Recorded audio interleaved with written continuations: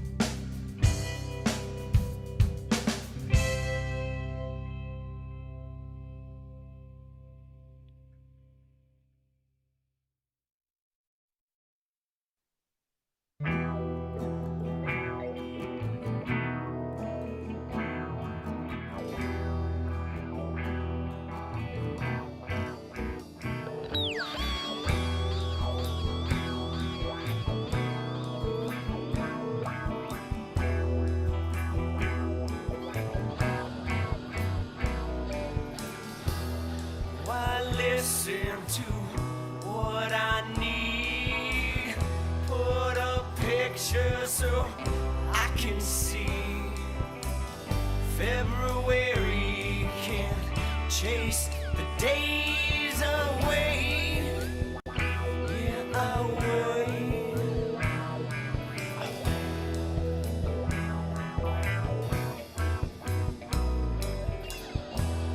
Why listen to what they say?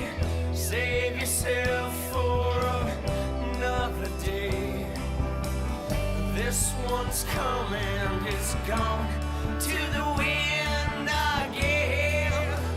Yeah, again. Again.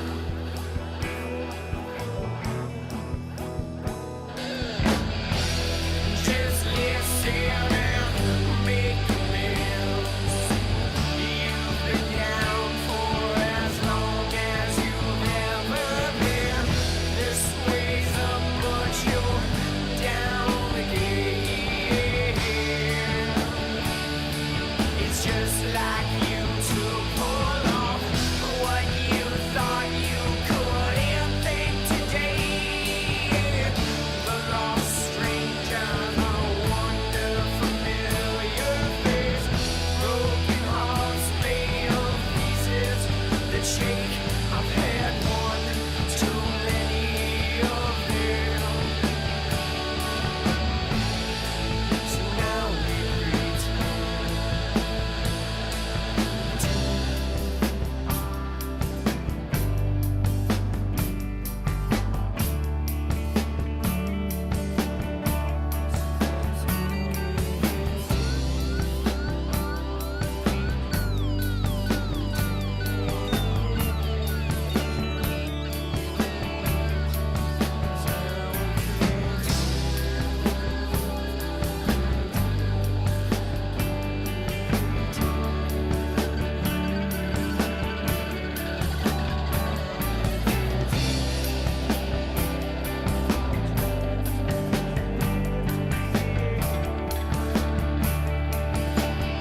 Just like snow castles, we drift to the edge. Just like snow castles, we drift to the edge. Just like snow castles, we drift to the edge. Just like snow castles, we drift to the edge.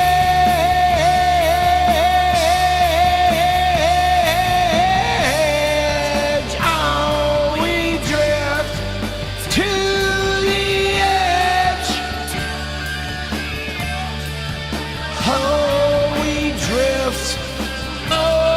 We drift to the edge.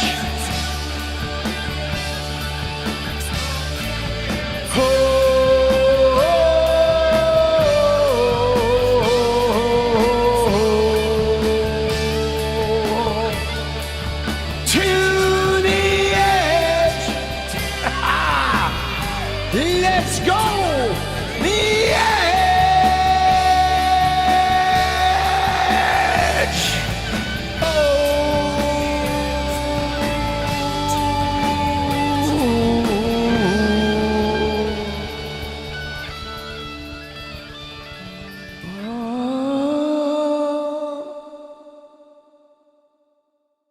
Oh, let's go. All right. Dude, how we living, people? How is that living? Somebody mentioned the hair. Yes. See, this was the way the hair was going to end up. And so, you know, it's just the first time you do it, right? The first time you do it, you have to go through the fucking Auburn stage. But now I have the striking hair of the sun, my friends and countrymen.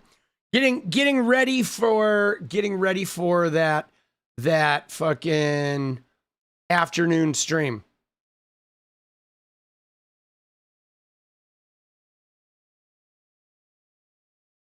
All right. Getting ready to add some afternoons, baby.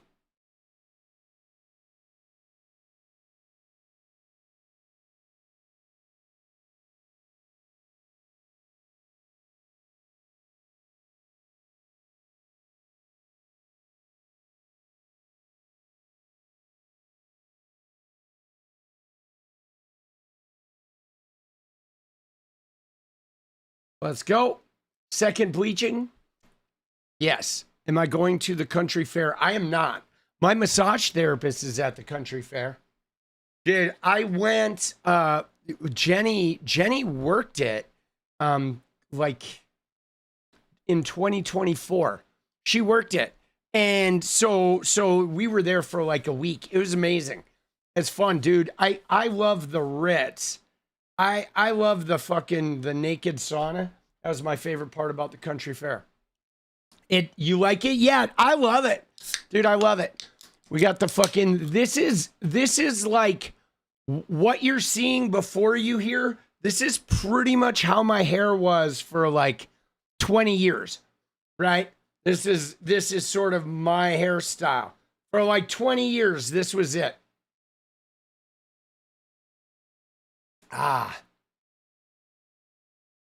Oh, you want to go? Yeah, see, the country fair is like, it's interesting, guys, because if you go, you need to work it, right? You need to work it, because the thing about the country fair, the Oregon Country Fair, is that it's open during the day when it's like hot and dusty, and it's open to the public. And that is from like 9 in the morning to like 6 at night. And, you know, that's interesting. There's food and there's crafts and there's all this shit and there's music. But what happens is when you work it at 6 p.m. or 7 p.m., they clear everybody out. But the Oregon Country Fair does not stop at 7 p.m. It stays till like 4 in the morning. And the music continues all night long. And then everybody that works it, they have all these night things with like black lights and all kinds of crazy shit. And the naked sauna is open till like 2 in the morning. And there's bands playing in the sauna. So the real party and the real adventure happens at night. Hold on, I may have to adjust my internet here for 1 sec, because I forgot to do something after I rebooted. Give me 1 sec here. No, we're good. Okay, we're good. So yeah, it's crazy, guys. Like when you work it, it's really amazing. You know, there's pianos and shit just distributed all over the place, and there will be a bunch of black lights and people that just play at the pianos all night long, and you can just kind of mill around through the disco balls and stuff. It's pretty amazing. Dude, that shit is fucking wild, boss.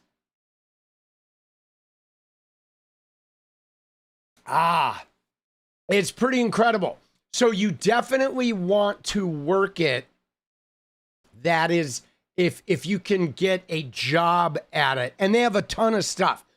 Like, you know, they have like parking or whatever. But if you can get a job on it so you're part of the crew, then you are jamming. Right? You are fucking jamming. Yeah, it's good times. So we have an interesting fucking slate of things coming up today, guys. We do. We're going to look at Maine, all right, because Maine has Platner officially dropped out. We have to look at his video, too. His video is kind of crazy. And we will be looking at Maine. It is my understanding, I think there are 6 candidates. Janet Mills is not one of these people, okay? Just so, you know, I saw somebody in Discord wondering about that. There is no Janet Mills. We are going to look at, obviously, the war being back on and Trump being fucking mental and some things around that. There's some funny shit that happened on CNN today. And, oh my God, can I just tell you, I'm going to show you the craziest story you've ever seen. Dude, the craziest story you have ever seen. I'm bringing to you live tonight. Oh, this is fucking wild.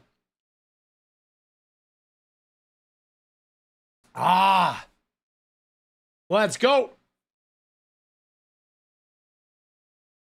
Let's go. Let's go. Oh, shit. It's good shit. So we're living large?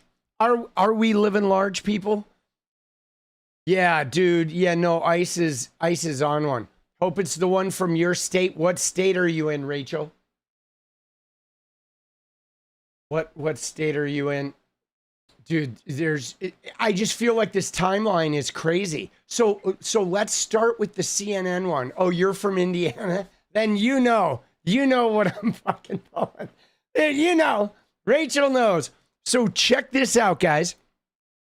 Let's start.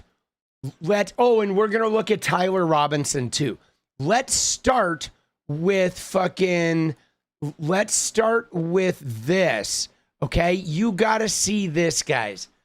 Look at this. Oh my God, dude. All right. You ready? So there was a thing on CNN today, guys. A big event on CNN. Obviously, the Mitch McConnell story is getting a lot of play on CNN. All right. Right? This is a big deal. Okay. Mitch McConnell, huge deal. All right. Huge deal, guys. With Mitch McConnell and him, disappearing. It's been like 24 days. Right? So CNN had a panel on here to talk about, these people online talking about Mitch McConnell. You ready? Watch this clip, right? Watch this. We have a lot of Senate Republicans coming out. We're going to just show some on screen, Isaac, all saying, I talked to him for 20 minutes. I talked to him for 45 minutes. We're hearing these pundits talk not just about his potential health, but what they think the issue is, a special election deadline. Okay, so you ready? So there it is. They have this bit, question swirl over Mitch McConnell's 3-week hospitalization. And they have these clips up here. But watch this. They've got, Majority Leader John Thune. They had a lengthy and substantive conversation and covered a variety of topics, including national security. Right? We got Scott Jennings, Senate GOP whip John Barrasso, says he spoke with McConnell this afternoon for about 20 minutes and that the Kentucky Republican was fully engaged and is eager to get back to the Senate. Then, of course, we have Scott Jennings. Okay. I spoke to my old friend Mitch McConnell this morning, the senior senator from Kentucky. He's still recovering in the hospital. We talked for just shy of 20 minutes. And then last but not least, we have Rep. Jack Kimble saying, I spoke to my old friend Mitch McConnell this morning, the senior senator from Kentucky. He's still recovering in the hospital. We talked for just shy of 45 minutes. But guys, you ready? Here's the problem. Now, obviously, they appear to have this like 20-minute sort of thing going on. Oh, we talked about 20 minutes. But the real problem is this one from Rep. Jack Kimble. You ready for this, guys? Because Rep. Jack Kimble does not exist, guys. Okay? Rep. Jack Kimble is a parody account, guys. Okay? Rep. Jack Kimble is this parody account. CNN's extreme left-wing bias exposed. Look at this shit. It says Rep. Jack Kimble, Republican representing California's 54th district.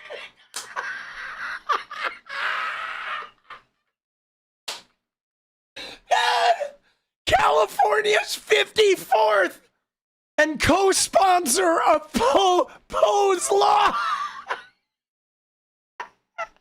Detective Jesus #1, Thou Shalt Not Kill, is out on Amazon, bro.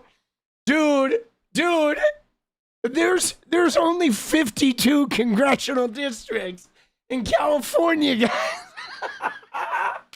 Dude, there's only 52, man. So, like, somebody from CNN found this post about Mitch McConnell, and then they either went to Jack Kimble's fucking, dude, like, look at this. Look at this fucking picture, dude. Dude, look at this picture. Dude, this profile, I'm sorry. Dude, it's like this dude holding a dog, and there's like a woman with a pistol in her hand, just like in the middle of the air. God. Oh, shit. So, someone from CNN who found this tweet, like, I know she's levitating. She's just like on the air, dude. I think that's a video game character, actually. So, dude, somebody from CNN found this tweet, guys, about Mitch McConnell, okay? They found the tweet about Mitch McConnell, and they went to the profile to know that he was a Republican, but they didn't know that there were only 52 districts. They didn't, like, look at the timeline, okay? You know what I'm saying? They didn't even do any, like, zero due diligence. I don't think they even looked at this picture. It is so crazy, guys, that they put a parody account on the news, and, like, how does that happen?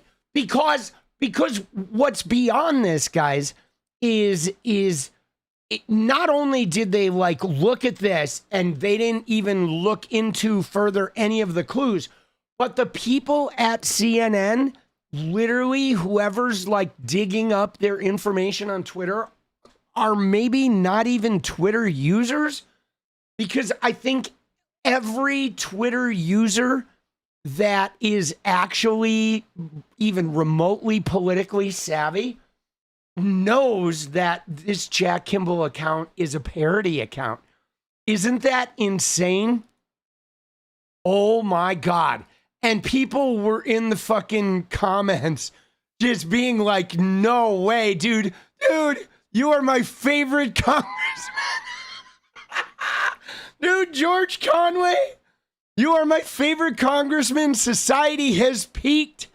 Oh my God, dude. It is like everywhere, dude. Oh my God. Did the Daily Show cover this too? Right?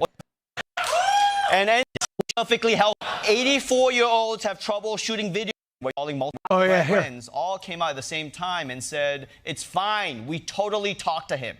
Republican leaders in the Senate said that oh they my had God. So they used the clip, dude, from this. Said, it's fine. We totally talked to him. They used the clip on the Daily Show, the Senate too. Said that they had spoken to McConnell. We're going to just show some on screen, all saying, I talked to him, I talked to him, I talked to him for 20 minutes. Yeah.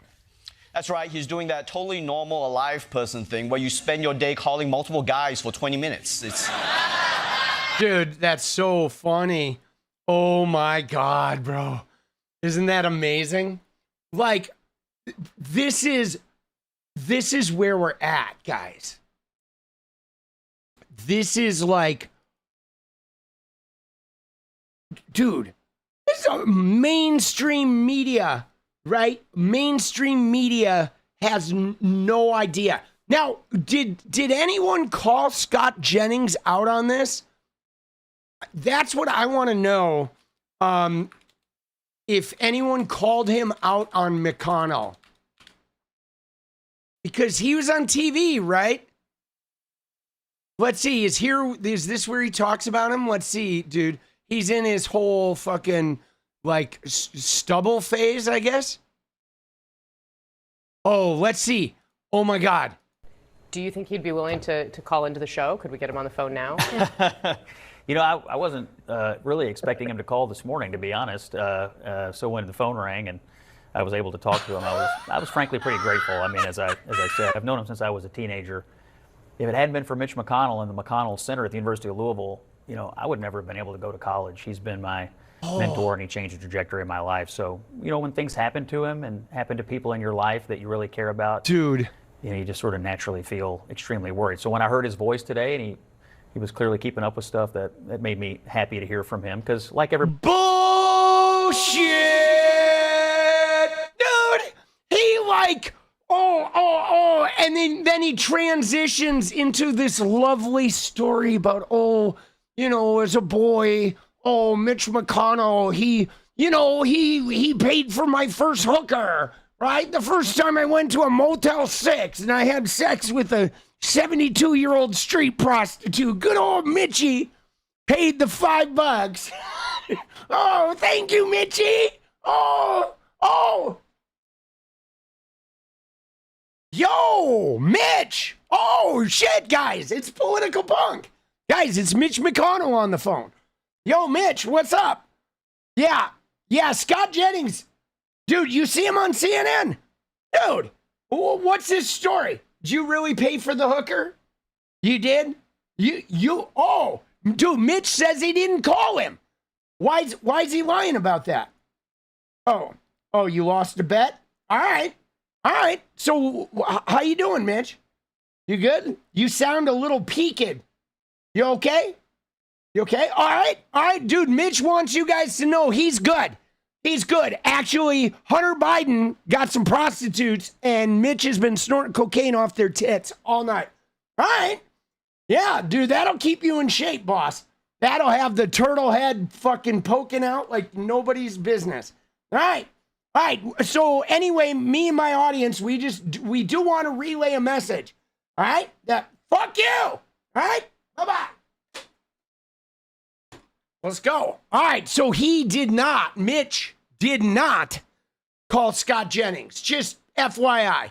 This guy's bullshitting. What a crazy story, dude. What a story. Everybody else, I've been, you know, somewhat in the dark about it. But to hear him talking and to know that he's also talking to the Senate leadership, it made me pretty happy. The MAGA media ecosphere, shall we say, has been driving a lot of the questions about where Mitch McConnell has been and what has happened to him. You, of course, are in tune with that in the role you have on your radio show. Do you think they should put out a picture of Mitch McConnell, that he should release more to the public to quiet this noise? Yeah, I think Al had a good point about McConnell's general disposition towards privacy. I sometimes wonder, like, if I were laying in a hospital bed, would I want a bunch of people around photographing me? Dude, what a bullshit artist. I want him to call in. Call him right now, Scott. Yo, Scotty, you got your cell phone on you? Whip that bitch out. Put it down. Call him right now. All right, get him on the horn, boss. He's up. He's watching. Probably not, particularly if I were an 84-year-old person who's normally private about his health. Probably not. But I take the criticism. I think it's a fair question about transparency. I think it's a fair question about whether they've done enough. But ultimately, these office holders, you know, they're in charge of their own operations. And you know, it may be somebody around him says, let's put out a picture, and he doesn't want to do it. I think that's a fair observation from Al. But all I can tell you today is all the rumors about him being dead or brain dead, or, you know, his body's being hidden somewhere. I've seen all kinds of crazy things on the internet. That's obviously not true, because he picked up the phone and called me, and that was a good thing. All right, well, let him know. Our phone lines are open here at the arena.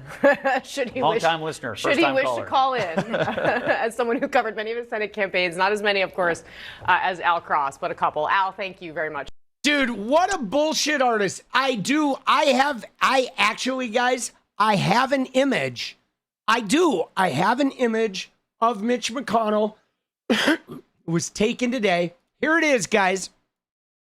There he is. Mitch, my favorite turnip. Oh, Mitch, you're looking good. The skin tone is looking, very refreshed. All right. Very, very refreshed. Thank you, Mitch. Thank you. Thank you. Dude, we have a live shot of Mitch eating. Okay. Right? We do have a live shot of Mitch eating right here. Okay? Not to be outdone, right? There we go. There's Mitch having his veggies this morning. Making sure, right? Making sure he's fucking, he's gotta keep that energy up, get that folate. He definitely needs to get that folate. As you can see, there is a little, his skin is looking a little rough around the mouth. Dude, it's a little orange because Trump visited him earlier and, he had to being down for 24 days does not excuse. He still has to take care of the business, if you know what I mean. So, but Mitch, dude, we love you, boss. Not really. We can't stand you, and we hope that a pine box awaits, all right? But we're going to, good luck to you, boss.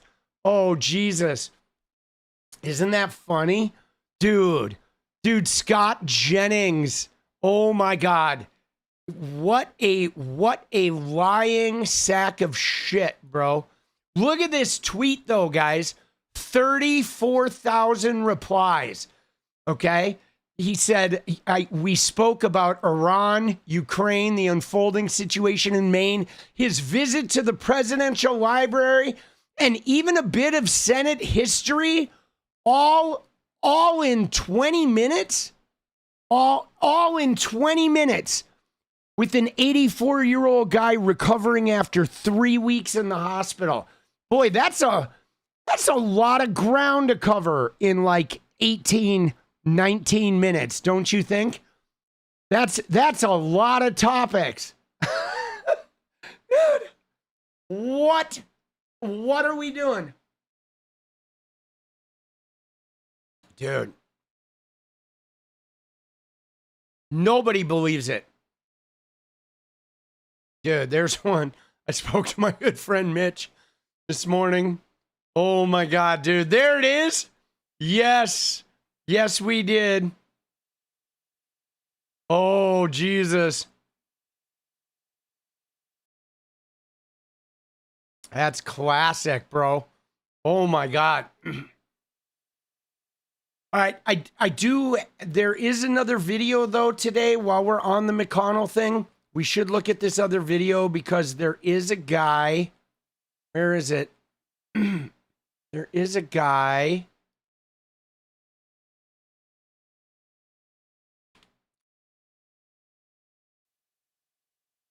There was a guy at McConnell's house. Okay, right, here we go. This was today. Today at 1 p.m., okay, somebody that was, had the keys and was there to check on McConnell's house. Are you with Elaine Chell? No. Oh, are you family by any chance? We've been trying to get an update on the senator.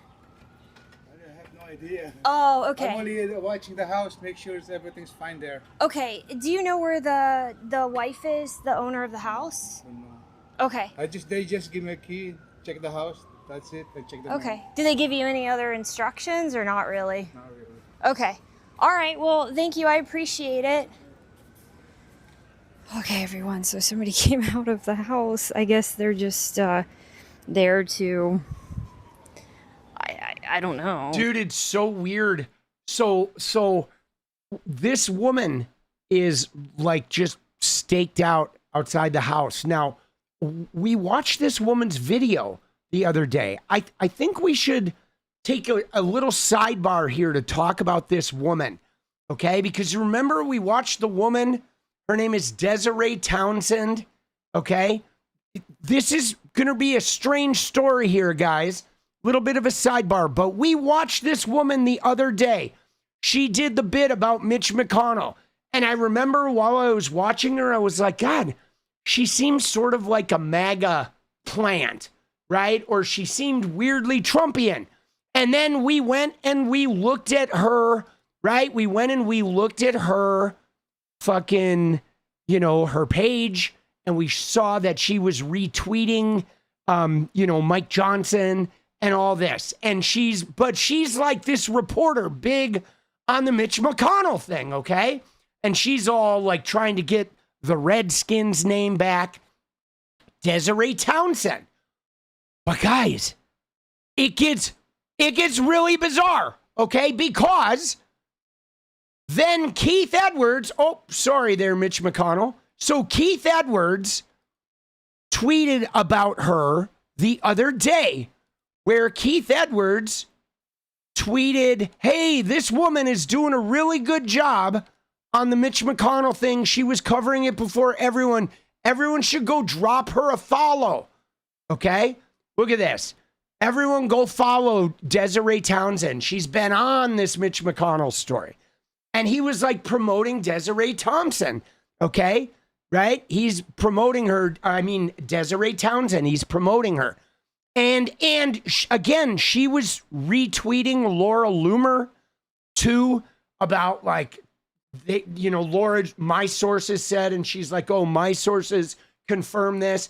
Now, here's where it gets crazy. Are you ready to have your mind blown? All right, because this woman was like weirding me out. And so I looked into her, okay? And in fact, okay, Desiree Townsend is actually a woman who used to be Desiree Jennings, okay?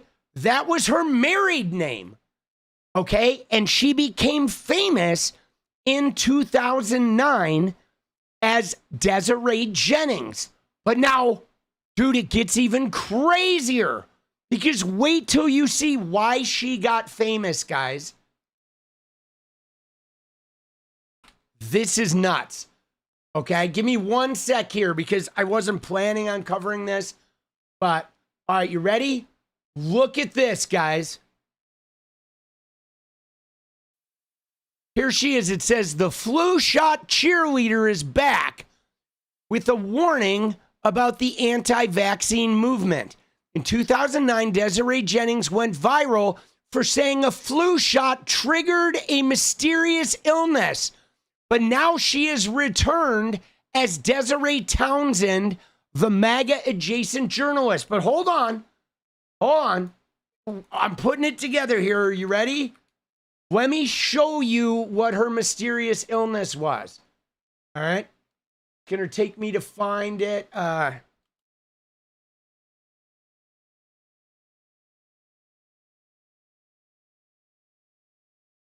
You ready? Look at this. Well, now, this is a story of an amazingly beautiful... This is her, by the way. This is her, okay? Watch this video. This is from 2009. Well, now, this is a story of an amazingly beautiful young woman. She was training to be a pro football cheerleader, and she got a flu shot. She says that shot has destroyed her chances of happiness. We told you about her story last time. Now, Les Trent is with this woman for a first-hand look at what her life has become. Right. She's the beautiful cheerleader whose heartbreaking story is shocking the nation. 25-year-old Desiree Jennings showed me how she can't walk without twisting, jerky movements. But she walks backwards normally. Doctors say she has a rare 1 in a million neurological disorder that was triggered 10 days after she got a seasonal flu shot. Started with me not being able to eat without passing out. You couldn't eat without passing out? I visited Desiree and her husband Brendan at their home in Ashburn, Virginia, to see what their daily life is like. She has to go up and down stairs backwards because something as simple as walking forward can be dangerous. And here's the unusual part about the disorder. Take a look at this. Desiree can run just fine. It's only when she stops. You see, that's where the spasms start. Now you can walk backwards though, and it'll make it better, right? Yeah. Dude. She runs with a normal stride. And as I ran with her, she even spoke normally. And now you can talk. Yeah, it's weird. It fixes as soon as I start running. I mean, you sound... I know, it's great, isn't it? You sound amazing. And then you stop, and that's what happens. Desiree got a flu shot on August 23rd. 10 days later, she came down with what doctors have diagnosed as dystonia, a rare neurological disorder. Her jerking and twisting are the result of uncontrollable muscle contractions. There is no known cure. Are y'all ready? Yes. This is home video of Desiree as a beautiful bride when she married Brendan 2 years ago. And this is a photo when she was training to be a cheerleader for the Washington Redskins. Doctors say what happened to Desiree should discourage people from getting flu shots. But here's what the woman who's on the wrong side of being 1 in a million says. Running has to be a relief. The only thing I have left. The only thing you have left. But dude, supposedly when she runs, she can talk normal. Isn't that crazy? And then she came back, guys, a couple of years ago, all right, is the flu shot lady, but her right, and then almost as quickly as the media and the anti-vax movement had elevated her, they turned, branded her a faker, her illness a hoax, and then she disappeared. She says her symptoms were real and they were life-altering. You might not remember Desiree Townsend, but what about the flu shot cheerleader? A 2009 media sensation and early viral meme. This field was assigned with nothing goes now too. She claimed she'd been injured by a seasonal flu shot, that it caused a twisted, jerking walk that disappeared when she ran or went backwards. The anti-vaccine movement was struggling, but saw an opportunity and embraced her as its new poster girl. That's Desiree. Hi, nice to meet you. Desiree's not going to talk to you. But they disappeared when Desiree was outed as a supposed faker. Were you faking it? Definitely not. Unfortunately, I know the symptoms look bizarre. Now, 14 years later, she's speaking out for the first time since the ordeal. And now, look at this shit though, guys. Look at what she's doing now. Now she is claiming she's a correspondent, right? And she is her own whatever media outlet, guys. She is a media outlet. And I bet the people who follow this woman don't even realize who she is. Isn't that crazy? I mean, dude, my mind was blown because I was like, I remember us watching her the other day and I'm like, dude, there's some weird about this woman. The way she was covering Mitch McConnell, there is something about it that is just like not adding up. I think I can just sniff them out, guys. I think I have a sniffer. Like, I'm like, what is that? What is, oh, you stank. You stink, baby. Oh.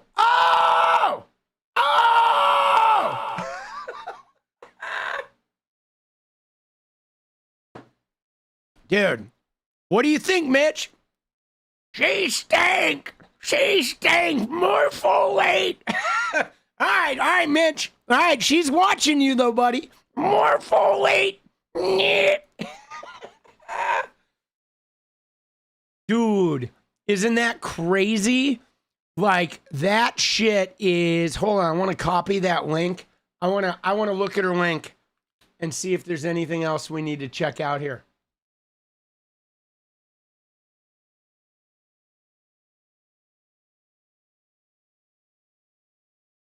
Yeah, dude, that is like... Yeah, she is now her like own media outlet. Bro, it is wild. She's rebranded though, guys. And here she is. She's on, oh my God, of course she's on Matt Gaetz' show. Of course she is. Okay?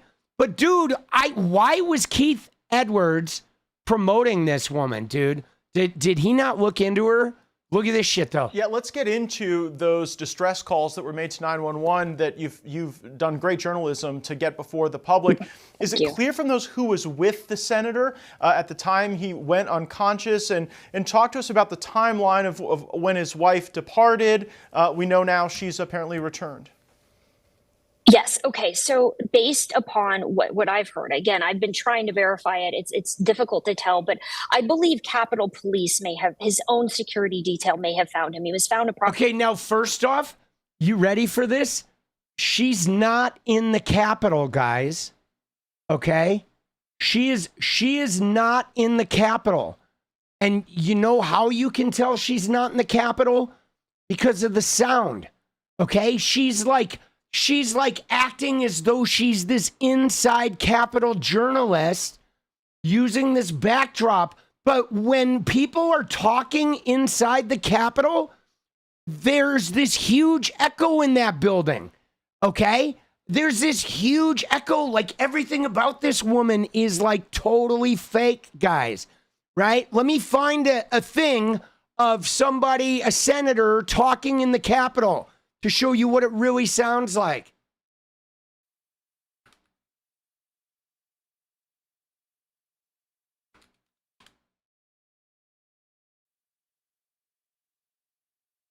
Let's see. Who would they talk to? Who have they talked to lately? I know 𝗙cie𝗶𝗃𝗍𝗧 has done some of these. Talk to people who, let me see. Oh, Kennedy. See, let's find John Kennedy. See if we can find him being interviewed in the Capitol.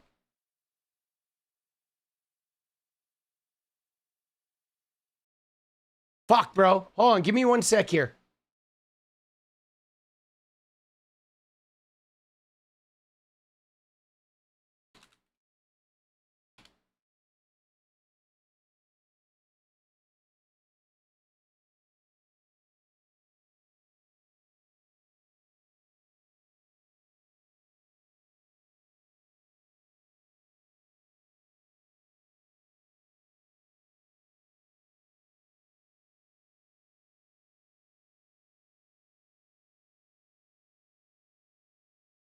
Dude, she is so like.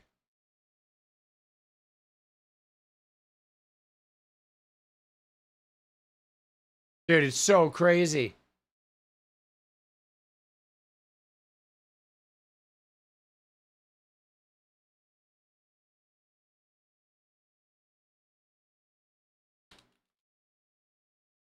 Dude, they're all so fake, guys.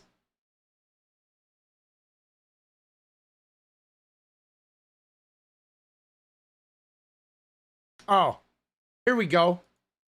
Here's one. Senator. Right? Here's one where they're sitting next to it, right? This morning on held by strong. He knew whether that freedom ride would work or that sit-in would work, but he still put himself out there. And it doesn't have to be big. You can speak out, even if that 100 people hear you and your voice shakes. Post something, but do something you haven't done already. Try something different. And the more we do this, and this is one day, one tactic, or 25 hours, one tactic. It's more than one day. More than one day. Right? But I'm gonna. Oh yeah, dude. Approximately, I believe around 8:30 a.m. The dispatcher. Dude, they're so fake. Everything about these guys is fake. Isn't that crazy? So guys, the big Mitch McConnell reporter, okay? The big Mitch McConnell reporter she is a fake, bro. She is a fake. She is a fake, right?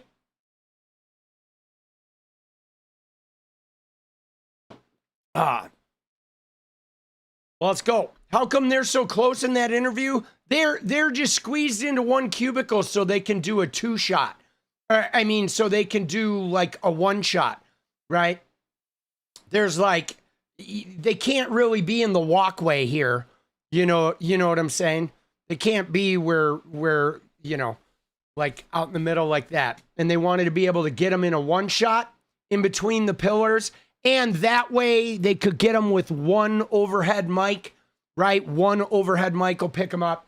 It's like much easier to do it that way. But Jack 𝗙cie𝗶𝗹𝗀 does a lot of these types of, you know, in that space. Isn't that wild? So there she is though, guys, our reporter.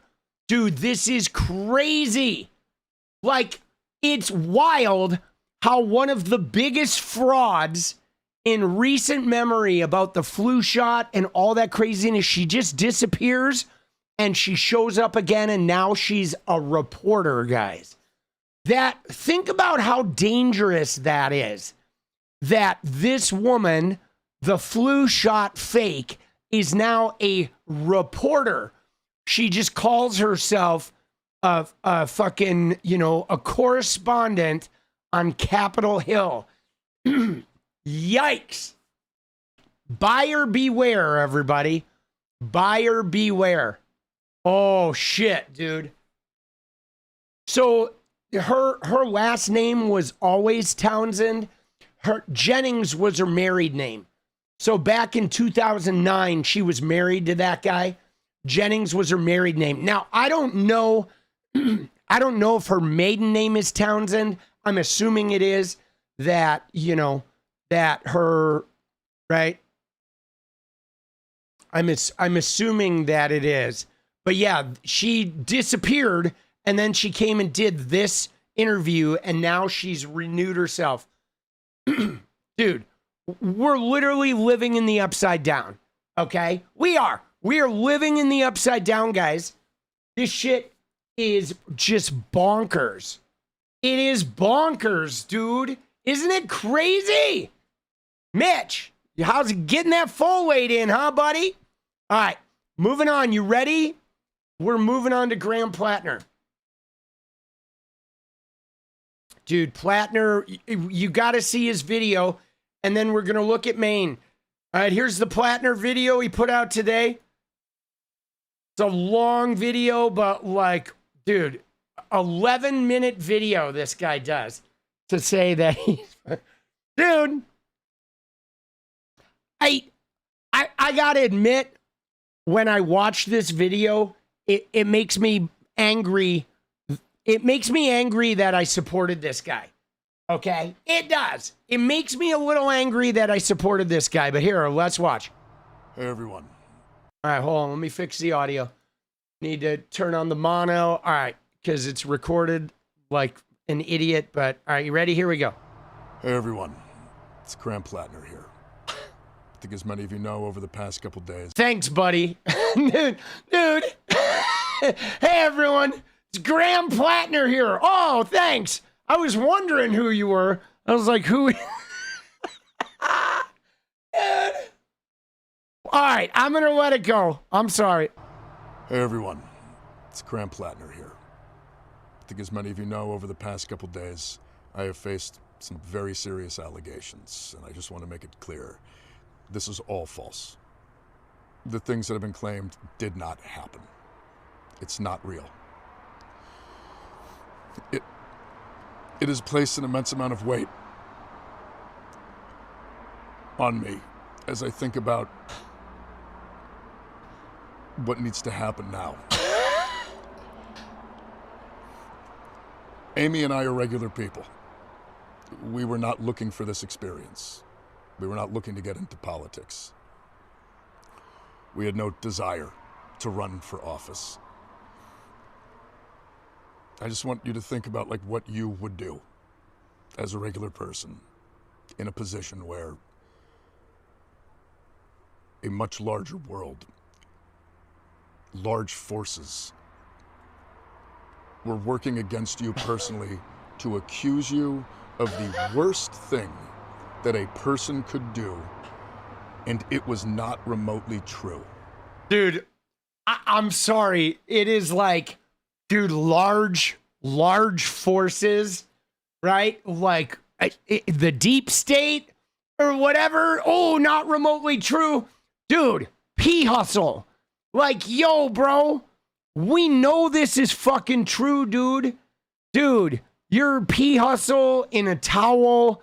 You're cheating on your wife with 6 different women, right? You're sending dick pics. You were talking about, like, it's, come on, bro. Like, own up, dude. I learned about this through press inquiries with no time to truly respond. No time. See, dude, he saw Jenny Rasico's name in the New York Times article a week and a half ago. For investigations before a corporate media system and the political establishment got to act as judge, jury, and executioner. Accusations are supposed to be the beginning of things, not the end. I think it's really important to understand why this is happening in the timeline, why this is happening right now. Much like October, when the first attack started, much like the news that was created the week before the primary, there is a reason that this is happening now. I only have until July 13th until I am officially the nominee. This was the last week to try to get me off of the ballot. And that's why this is occurring.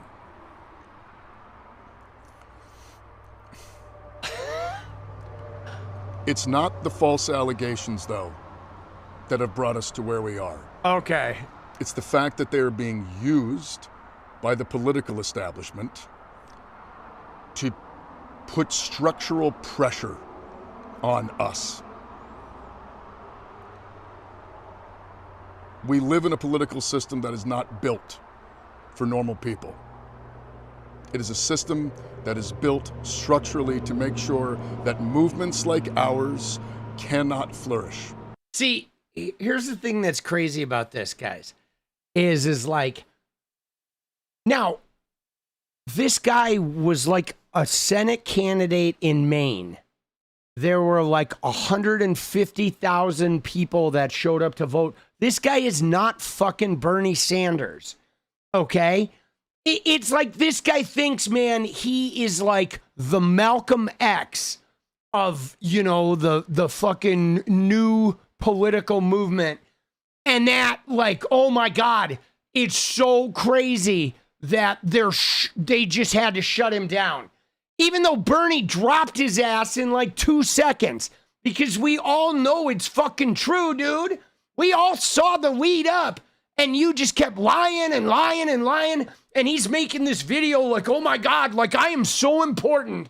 I have started such a movement up here with the 150,000 people in Maine and my fucking 100,000 Twitter followers that the entire world needs to like shut me down. Like, yo, bro. Dude. What is he even talking about? It's like he is so, I mean, now I guess I see why he didn't tell any of the handlers. Okay? I know why he didn't tell any of the handlers anything, because I think he is just like seriously like narcissism, you know, like NPD, guys, right? Narcissism personality disorder. He is zonked. He is so zonked. All right, let's see. Dude, I'm waiting for like halfway through, I'm waiting for him to say, by the way, I'm working for the CIA. Okay, so actually, I spoke to Jeffrey Epstein the other night, and now they're trying to kill me. Oh shit, gotta go. Oh, come here. Oh, P hustle on kick. KIK, call me. Dude. That if they begin to succeed, they can be crushed.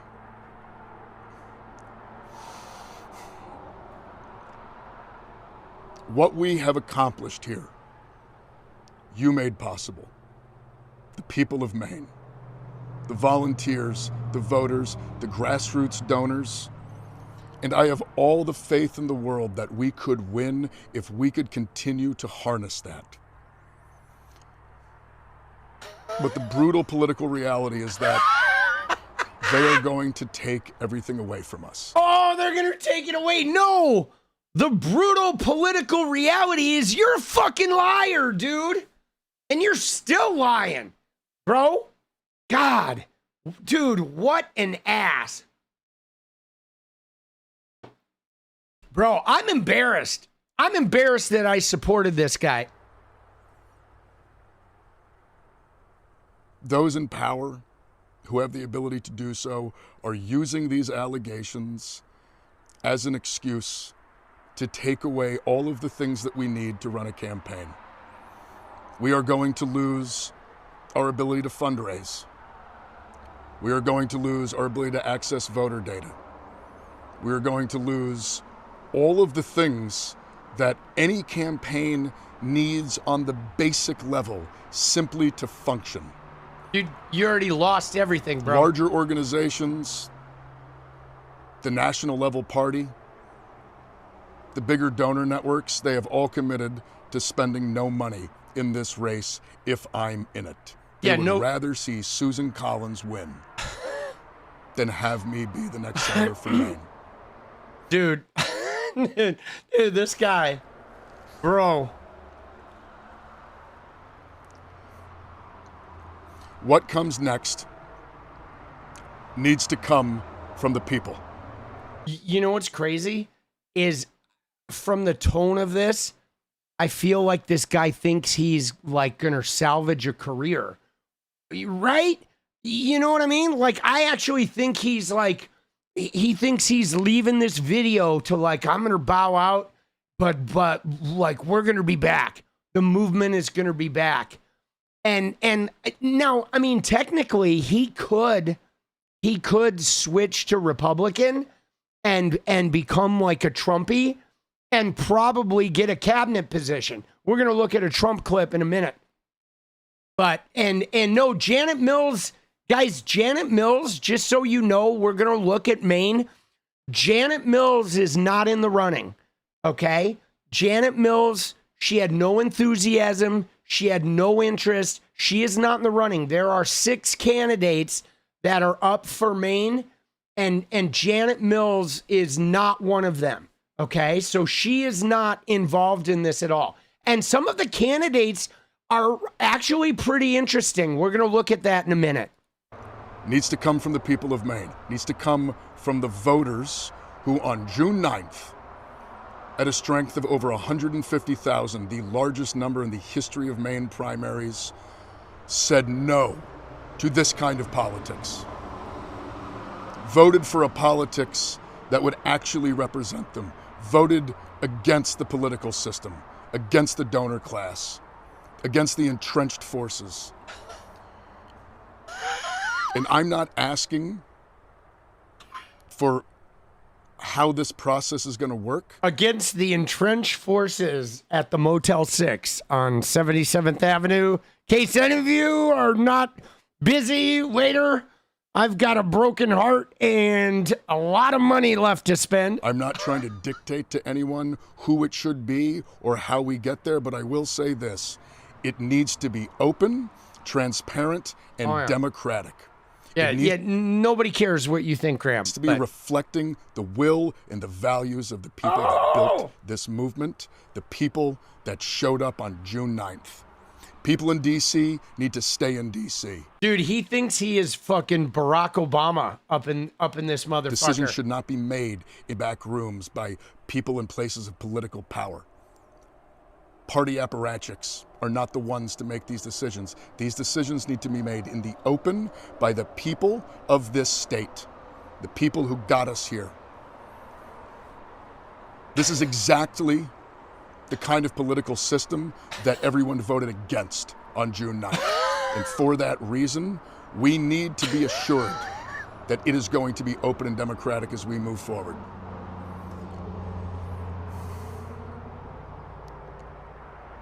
Amy and I struggled about getting into this. Last summer, right around this time of year, we sat down and we looked at each other and we said, if we believe in the kind of politics we think that we do, we have to do this. Over the past couple days, really yesterday and today, we have had to have that exact same conversation.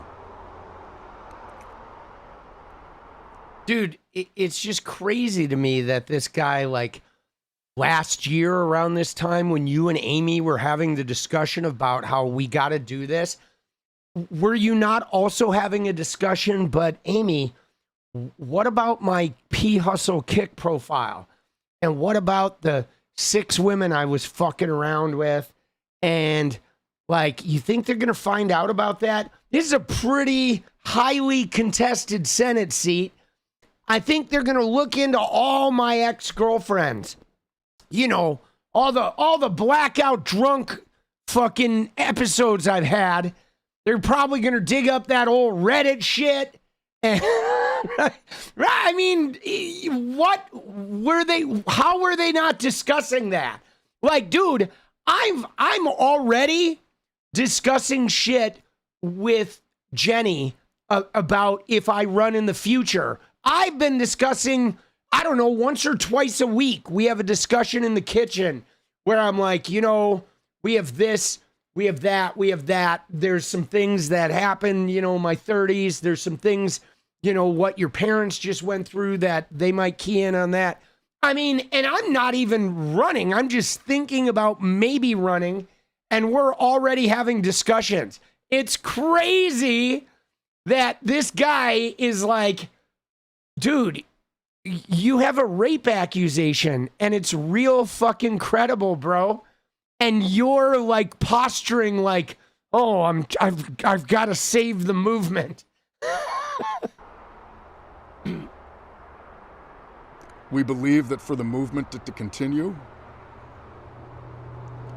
the movement, it can't be me. And for that reason,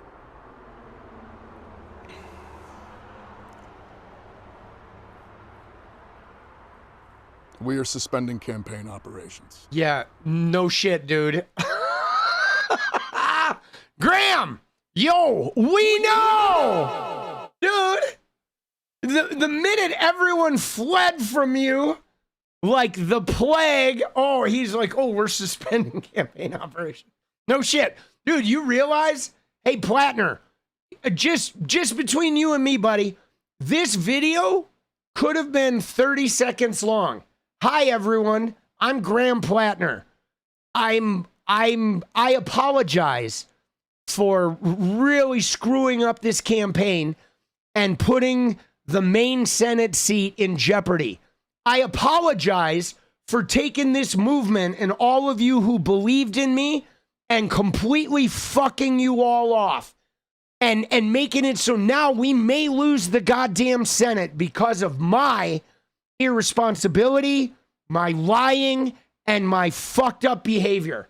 And I'm sorry that I put all of you Mainers through that because you deserve better. I'm suspending operations and I'm going to disappear from politics. And I'm sorry that I wasn't a better human. But you know, I realize now that I'm fucked up and I need some serious help. And so I'm going to get it. Thank you. And goodbye. Dude, I mean, what the fuck is this video? This video's like, wasn't me. They're stacked against us. The movement was so big that the outside forces, everything's untrue. Oh, we're regular people. I didn't want this. Dude, this whole video is like, where's your apology, you fucking piece of shit? Where's your apology? Yeah, somebody said they think he's a Republican plant. I mean, he did vote for Susan Collins like multiple times. But like, dude, he's not even apologizing for fucking this up, bro. This is incredibly difficult because I know that some will think it's an admission of guilt, and it most certainly is not. We're not doing it because of the allegations. We're doing it because of the structures that are being taken away from us by those in power. And I also feel an immense amount of responsibility to everyone who has worked so hard to get us to where we are. Dude. After watching this video, now I know he did it. I know he did it. We went toe-to-toe with one of the most entrenched political systems in the history of the world, and we won. We beat them. I don't think you did, boss, because, dude, you're not in the U.S. Senate there, buddy. June 9th in overwhelming numbers. Oh, God. Dude, he won a fucking Maine primary, bro. He keeps overwhelming numbers. Like, his ego is so inflated, dude. We did it the right way. We built a campaign. We engaged in electoral politics. We motivated people. We banded together. We did it the way that we were told we are supposed to make change. And we won. And now they are not going to let us have it. Not if it's me. Not if it's me. Yeah, unfortunately, rapists are not allowed in the Democratic Party, boss. And so we're suspending campaign operations. Yeah. I want to make clear, though, I intend to file my paperwork to withdraw. The process needs to assure that what comes next is reflective of the Mainers who on June 9th turned out and showed that they are desperate for a different kind of politics. It needs to be driven not from back rooms, but by the will of the people. And the decisions that come next must come from that. Dude, he thinks he's like still in command. All we were Attention, Star Command. Star Command, Star Command. This is Colonel Graham Platner coming to you from the porta potty. Star Command, you come in? Do you read me? We have a deep state missile. It's coming right up my wazoo, buddy. That it is a big deep state missile. I'm not sure who's firing it, but we are suspending campaign.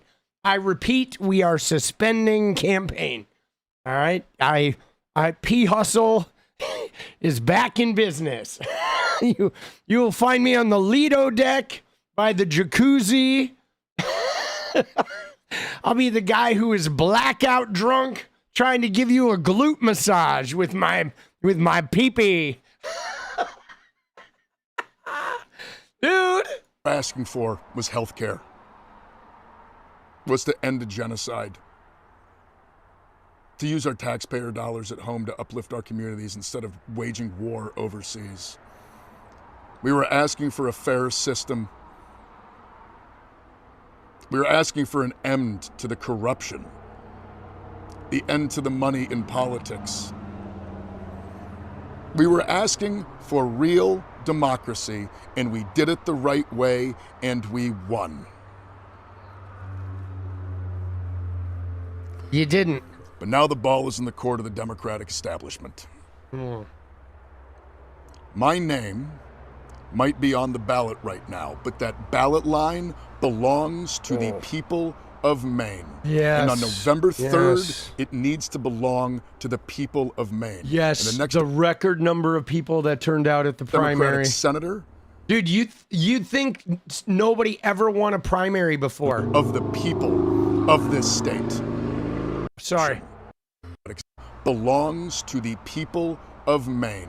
And on November 3rd, it needs to belong to the people of Maine. And the next Democratic senator for Maine needs to belong to the people of Maine. We need to reflect the will and the values of the people of this state. What state is that again, buddy? Oh, Maine. I love this state.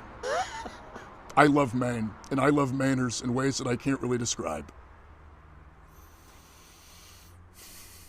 All right, buddy, wrap it up. I'm immensely proud of what we have built, and I have the utmost faith that we will continue to build. There's no we, buddy. Continue to move towards a better future. There is no we, boss.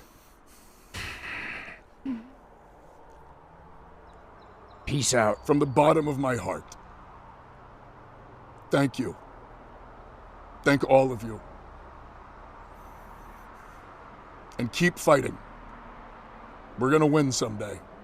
Dude, what was that video, bro? There was like no apology, boss. Holy shit. He's trying to tear up there at the end. He's like trying. Day drinking. There may have been a little day drinking involved. Yeah, dude, I had some issues with this guy in the very beginning, and I let myself get sort of swept into it. And man, I'm real embarrassed about that, actually, because this guy is a fucking clown among clowns. What a crazy narcissistic video. Dude, look at Pac-Man. Smart move, the only move. Dude, people are like telling him to fuck off, bro.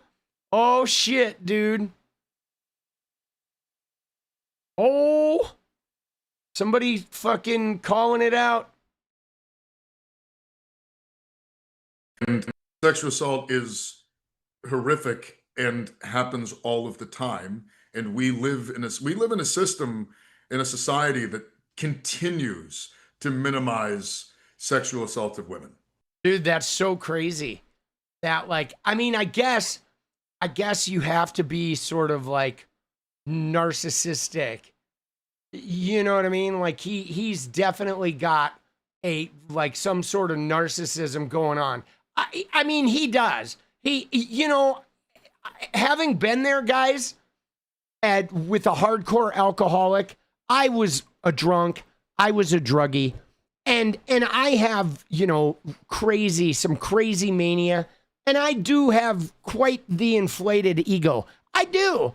It's something I've had to wrestle with and go to therapy to deal with. And I think a lot of alcoholics, a lot of addicts have that. But I don't know if something happened to this guy with the PTSD or something. But I think this guy is like, full-blown narcissism. But all right, Graham, no apology from you, you fucking piece of shit. But yeah, we're done with you, boss. But anyway, so if we look at Maine, if we look at what we got on, so guys, just so you know, she's not going to file charges. She's not. And here's why, because there's no way to prove it. You know what I'm saying? There's no way to prove it. It would be like stirring up something. I mean, it would be different if she had some sort of evidence, right? I personally believe that I think her speaking up is mostly about her closing the chapter. Okay? I think it is, because let me tell you guys, with my essay, right, I went through a period of discovering it and then reprocessing it through EMDR. And then I had this weird situation, though, where I was like, man, I have to out this. So I called my mom and dad, and I first told my mom and dad. I told my family. And my mom had trouble processing it. My dad didn't believe me.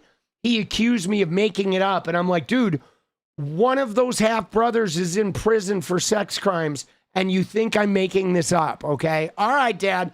And like my dad walked away from me, ended up not talking to me again after that conversation. He accused me of being back on drugs, trying to destroy the family. Crazy, right?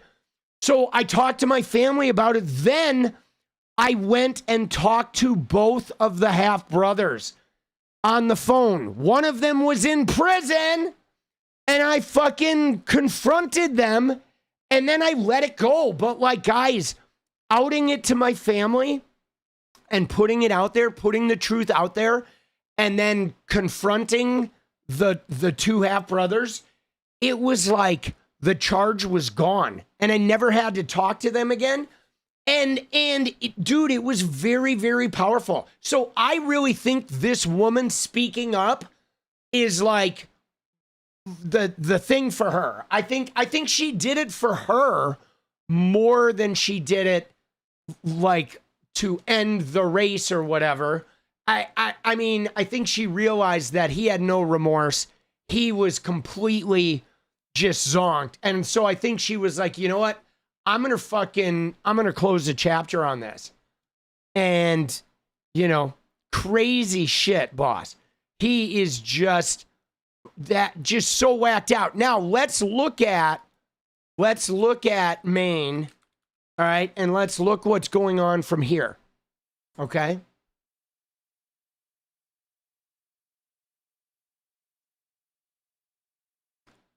Dude, do we have somebody to zip zap zop? Smell ya. Smell ya.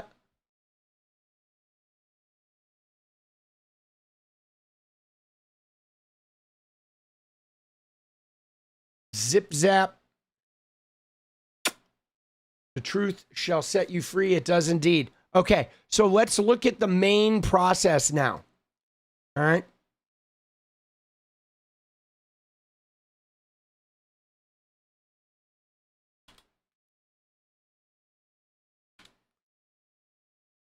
Okay, so here we go. Let me find it.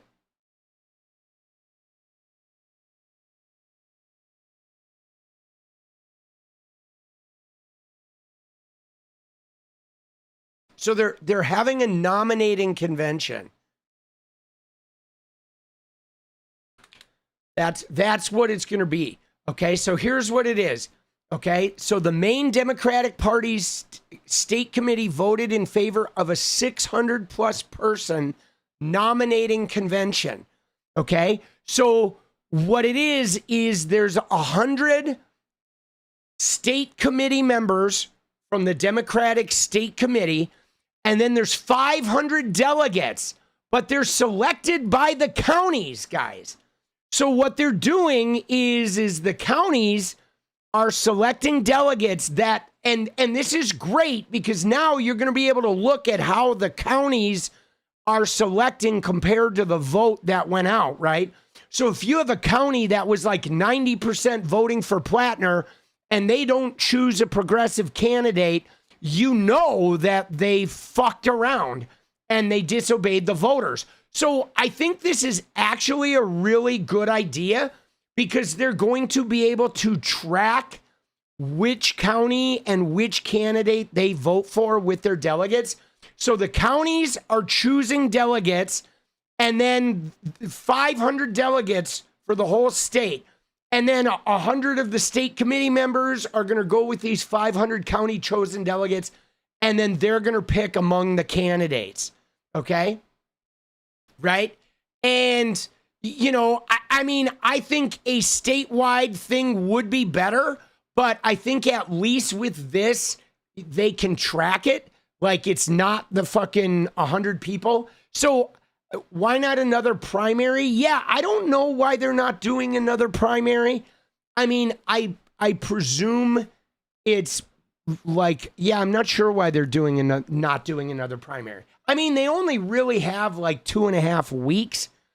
So like, right? They only have 2.5 weeks. So yeah, I mean, it would be money.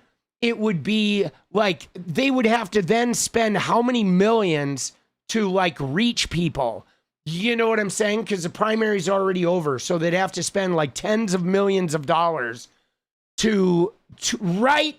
I think it's probably a cost because what would end up happening is you would have to spend like $20 million to then try to rustle up a primary, and it might not even have, it might end up being like a terrible turnout.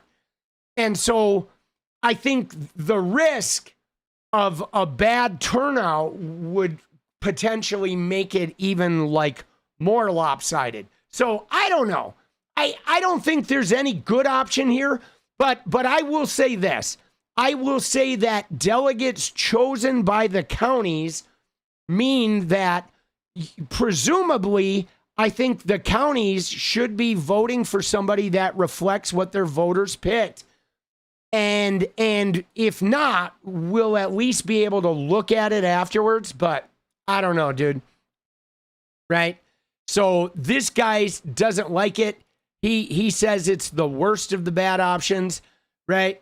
And I don't know. I think it's trackable, but let's look at the candidates, okay? Right?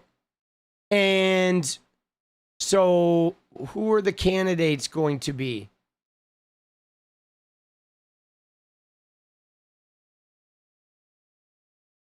I believe there's 6 of them, okay?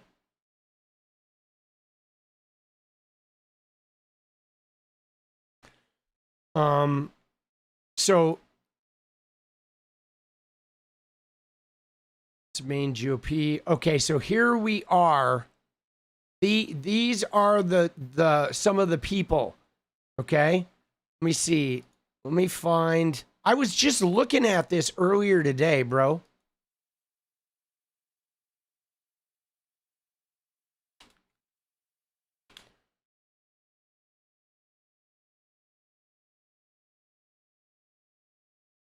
Yeah, I don't think it's all that bad, dude. I don't think it's all that bad. So let's see where it was. There are 6 candidates. Let me just try Google, dude. Dude, the search on Twitter is like zoinked. Dude, I will get the dance party going too. I saw that. Sorry, I forgot that. All right, there we go. Dance party, let's go. There it is.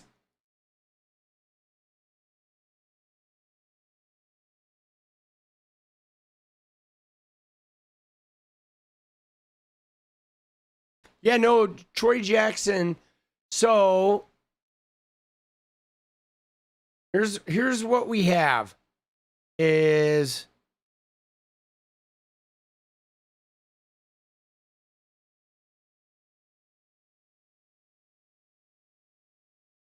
all right. Dude, why is nobody covering this? All right. So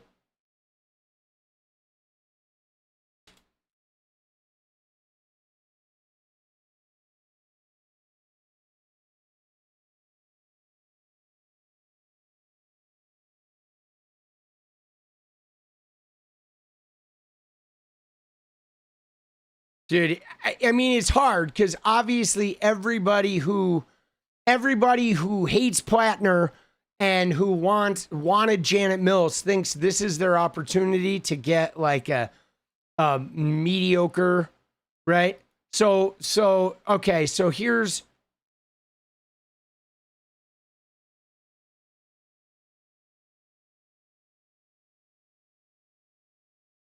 dude, Gen W, let's go! Kicking us off. Let's go. Okay.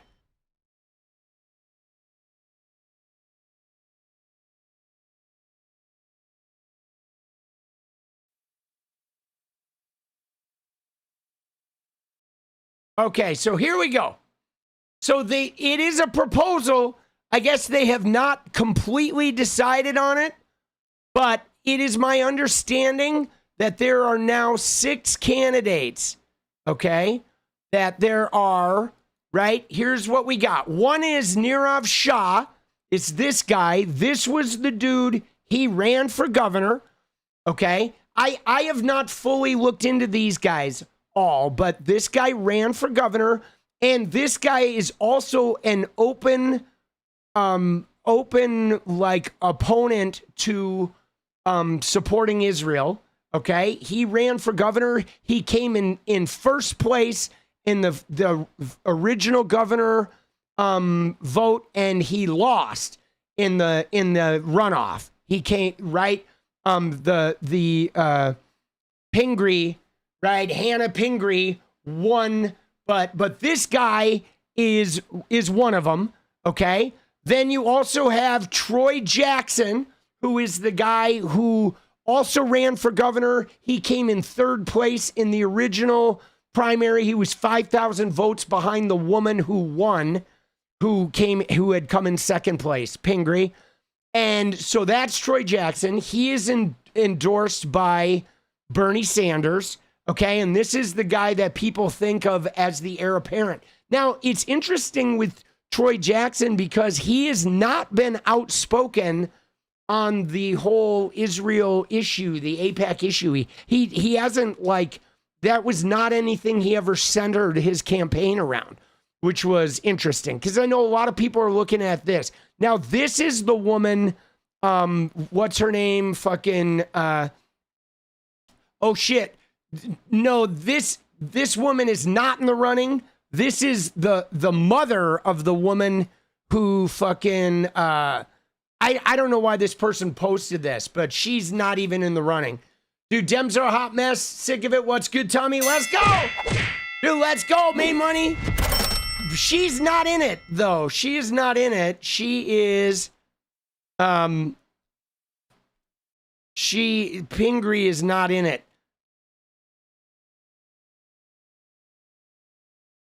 I'm trying to find the fucking tweet that had it all listed out. The other person is Shanna Bellows. Okay. She's another one. Is this person? This is Shanna Bellows. She ran for governor, right? So that's Shanna Bellows. All right. And then we also have Jordan Wood is another guy who is running. It is this guy right here. Okay. And then there was a guy who was a bar owner who was running. Let me see if I can find the dude.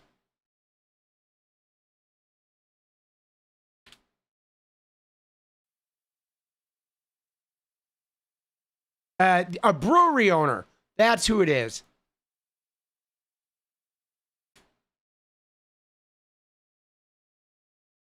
It is 𝗙𝗪𝗏. Okay. A Maine brewery owner is the guy who threw his hat in there. Okay. So this guy, 𝗙𝗪𝗏, all right, he's another one. So those are the people. Let me see if we can find right here. He is like a business owner and like a, a fucking, like a guy who is trying to get in there. So as far as I know, those are the let me see if I can find this.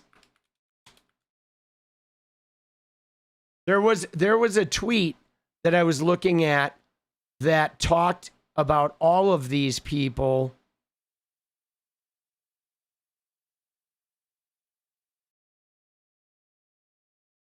All right, then I know Platner was talking about this woman. Dude, this woman is a nut. Dude, 𝗟𝗡𝗙, she's crazy. She's been like defending Platner. Dude, right? I don't know what's going on with her.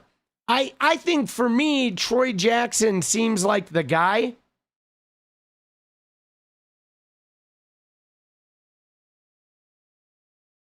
And we do have a clip of Troy Jackson.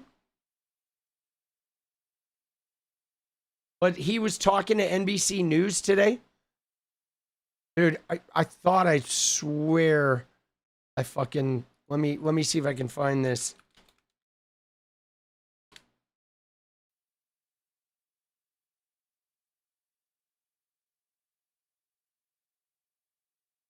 There's 𝗙𝗪𝗏. I mean, they're all kind of like hitting the airwaves now.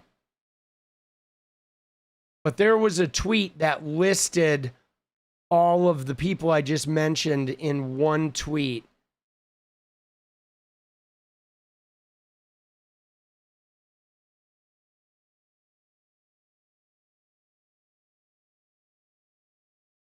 He's a no on Schumer.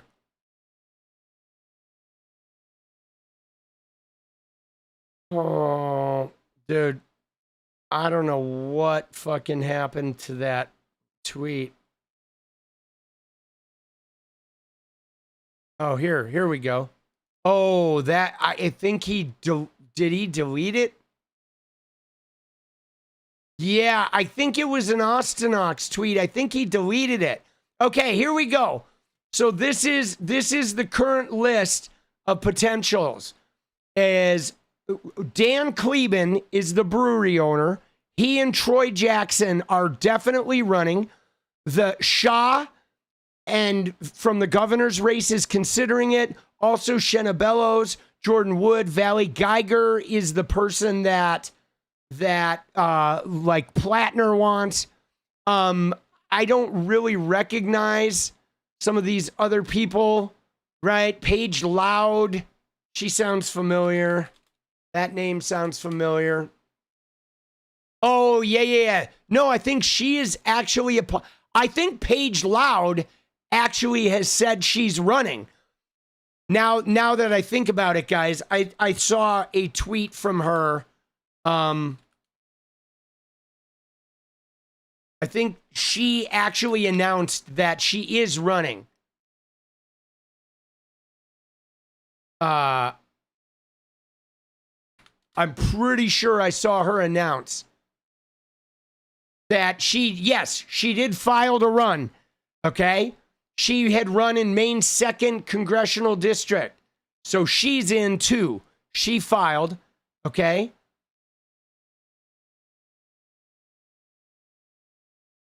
And she did not like Graham Platner's strategist. Okay? So she's in. And then, I don't know about these other guys. But so there is a group of people. So, yeah. So, I mean, dude, it's going to be interesting to say the least because there's a lot of fucking candidates.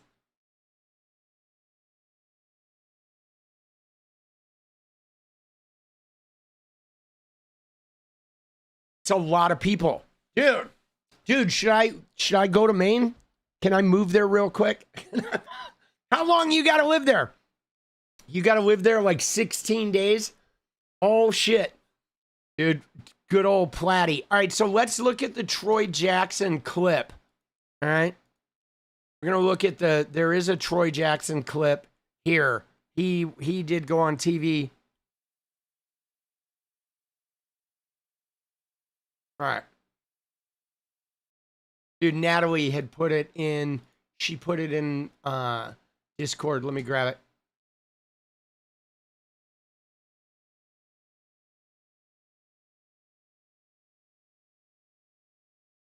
Dude.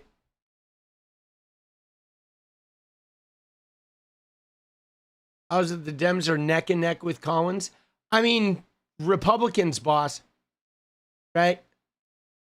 It is, they're neck and neck because Republicans will never vote for a Democrat, right? For the most part. That's it.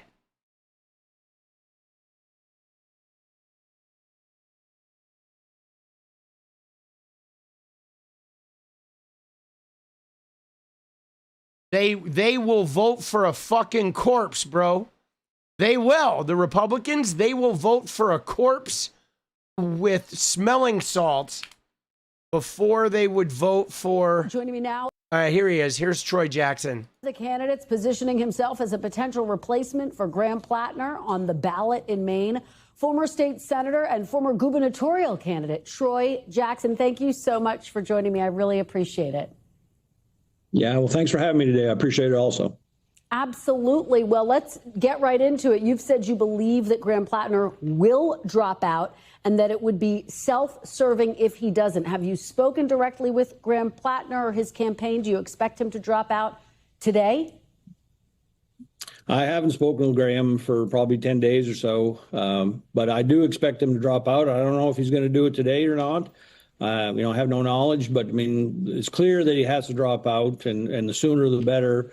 So that we can pick up the pieces and go forward with the movement that has gotten so strong here in Maine. Things like Medicare for all, workers' rights, prescription drugs. I mean, trying to do something about this war. And that's why it's important for him. And I do think he's going to step down. Well, you have filed paperwork to explore replacing Platner on the ballot after your bid for governor was unsuccessful earlier this year. A group aligned with Senator Sanders has endorsed you as the replacement. Today, Dan Cleben, hopefully I'm pronouncing his name right, announced that he's throwing his hat into the ring. Why do you think you're the better pick? Well, I mean, it's about the issues that, are really happening here in Maine now for, something I've been wanting my entire life since I've been, up on the border back in '98, fighting for workers' rights then.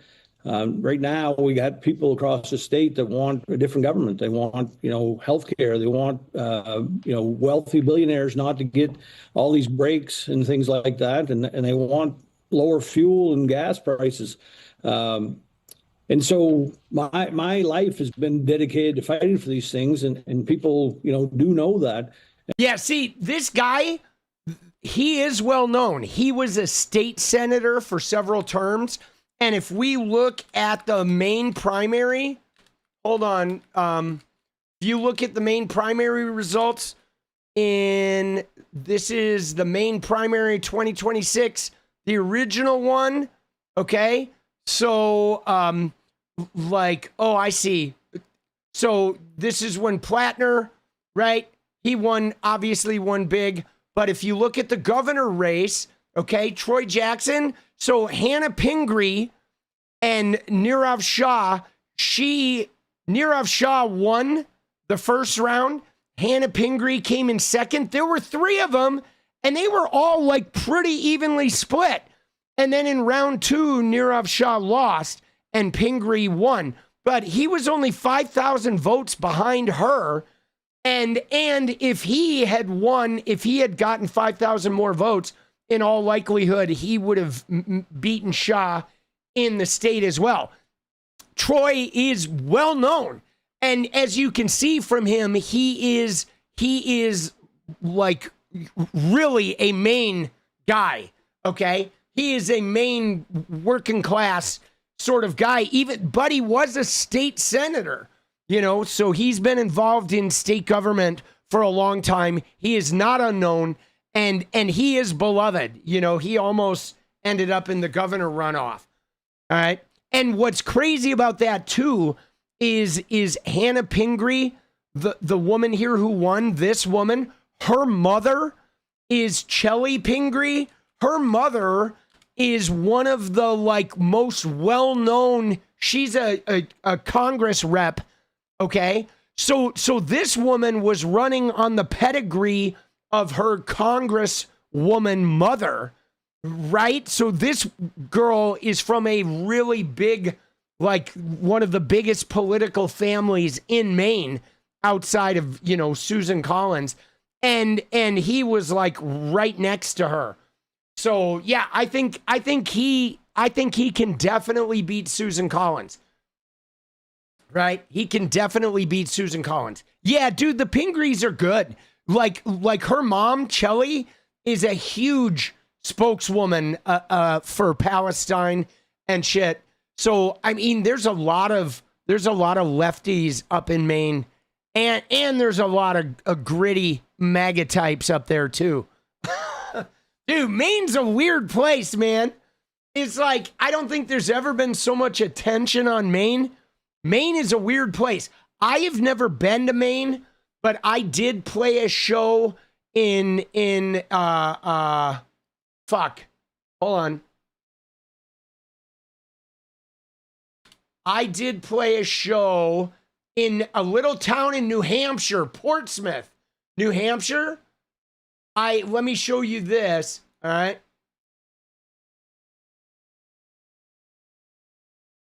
Okay, so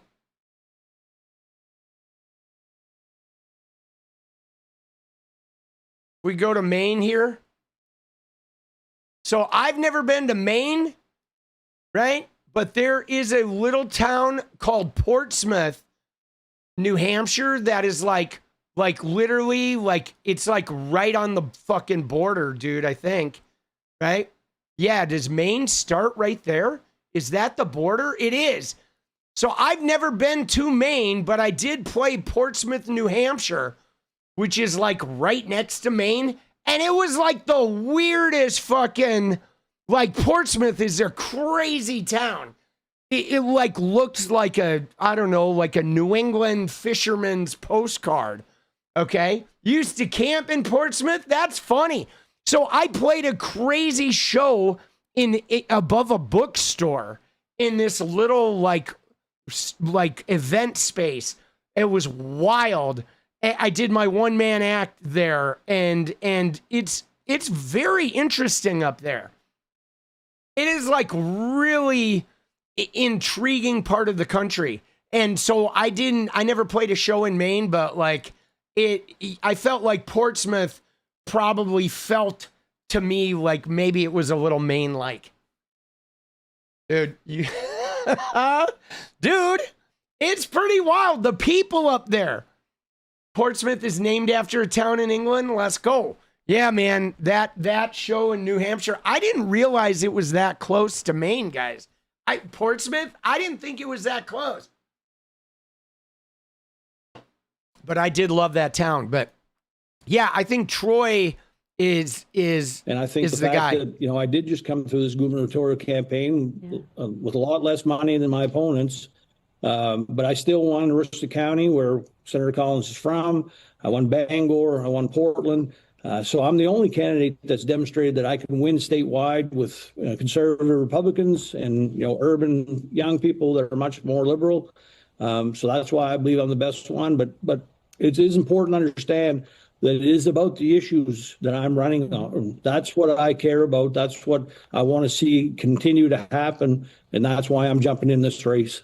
And what do you think the nomination process should look like? Because we are talking about a tiny window to replace Graham Platner. 2 weeks, guys. 3 weeks. Yeah, I know it's insane, and I've dealt with this. 19 days. Senate races and things like that.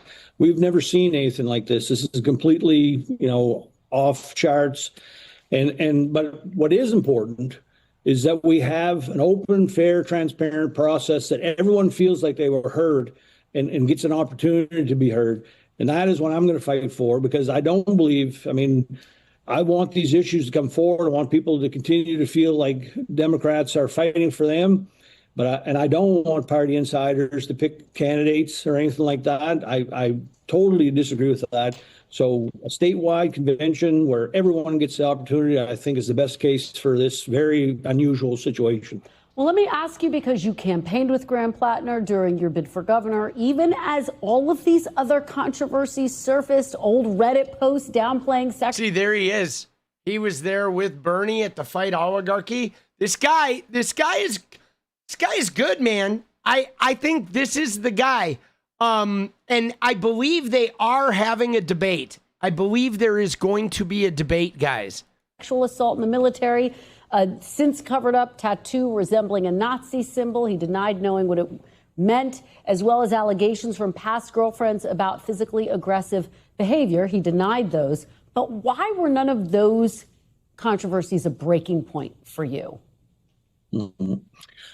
I think the old Reddit posts, I think even the tattoo, there were plausible things that, people can change and things like that. But look, when it came down to a credible allegation of somebody that was sexually assaulted, that was the end. That was the bright red line. And that's why, I came out.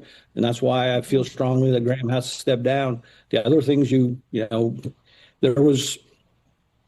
it's just very clear to me that this is the end, because this is a credible allegation and it should be treated that way. All right. I don't want to fucking, OD on Maine. We got other shit to cover. But I will say that I think Troy Jackson he feels like the guy to me. There are a couple people in that group that feel, there are a couple people in that group that feel like they are legitimate contenders, right? But 19 days, right? You haven't seen a video of who? Of this guy?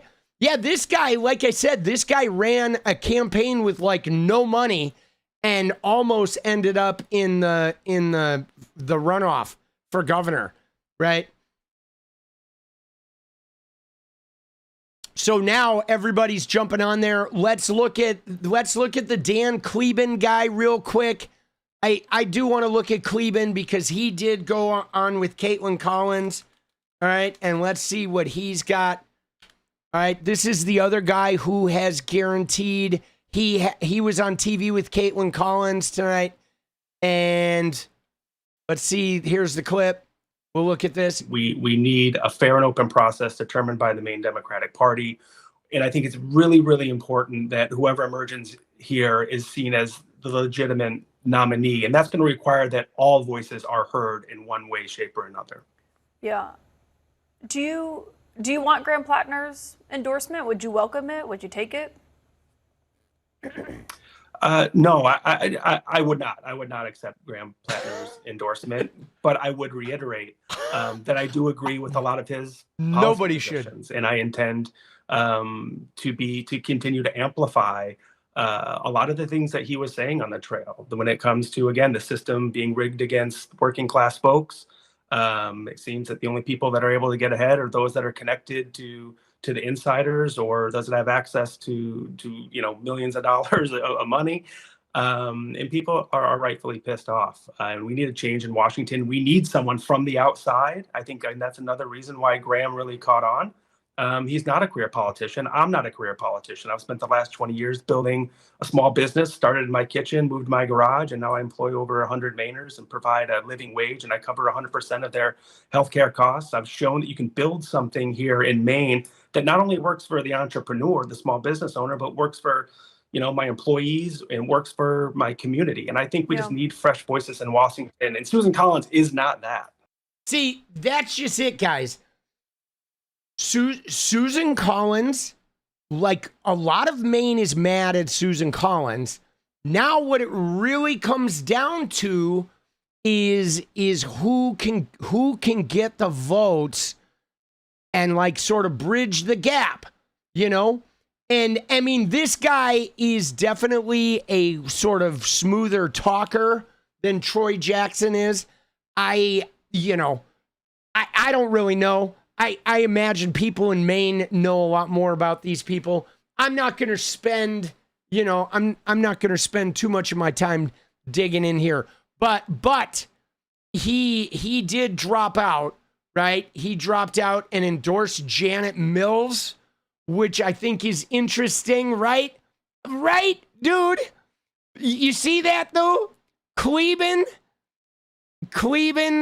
talking about Graham Platner's issues, but he endorsed Janet Mills. All right, that's kind of awkward, isn't it? He's like, oh, yeah, I'm running to replace Graham Platner. But I didn't endorse Graham Platner. Dude, yeah, he seems like a con. I think, oh, Jesus. I think Troy Jackson's the guy, okay? I think Troy, dude, sorry, Troy Jackson. I am for real. Dude, I love that song. Dude, hey there, Troy Jackson. I am for real. Let's go. Oh, yeah, dude, I like the Troy Jackson guy. I do. I like the Troy Jackson guy. I don't know. He feels like Maine, right? He does. He feels like Maine. But right now, guys, I'm done with Maine. All right, we're gonna go on to something again, dude. I think Tyler Robinson is getting punted, right? Because we're fucking running out of time, dude. 3 minutes. Oh shit, dude. 28-3. Oh Lord, have mercy, dude.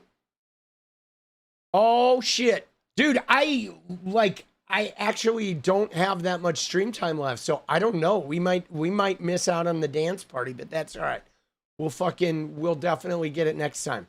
But we will reset and give it one more shot. But I want to take you guys on an adventure. Okay? We have an adventure to explore, guys. Dude, Ethan, let's go, baby! Oh! Let's go! Ethan keeping us in the hunt. Keeping us in the hunt, dude.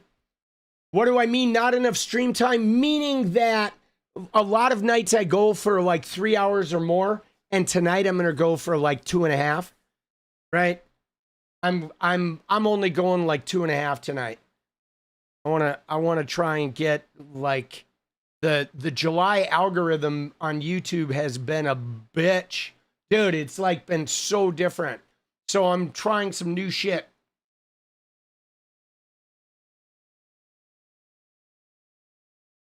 We're gonna find our own island? I don't know. Dude, oh shit, boss. All right, so we're gonna fucking... But we're about to go look at a story that is crazy, right? Goes into shorts mode. No, I mean, I don't make shorts, right? Jenny makes the shorts. So I don't know what shorts mode is, but Jenny makes all the shorts. So I'm never in shorts mode. I'm always in 12-minute video mode. Jenny is the shorts creator, although there won't really be any shorts except the ones she's already made for the next few days because she's out of state until Sunday. She's on a retreat, so she left today.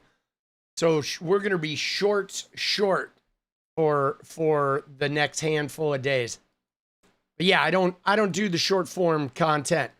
That is Jenny. All right, guys. So let's see here. We're going to try and get it in piecemeal. Shorts. Yeah, we're still going to try and get the dance party. I'm not giving up. We're going to hustle this shit. May even stay on an extra 15 minutes to try and fucking bang it out, dude. We're going to let it expire, and then we'll reset. So it looks like we're 27 away. All right, so try getting the start with the 20. All right, well, let's go.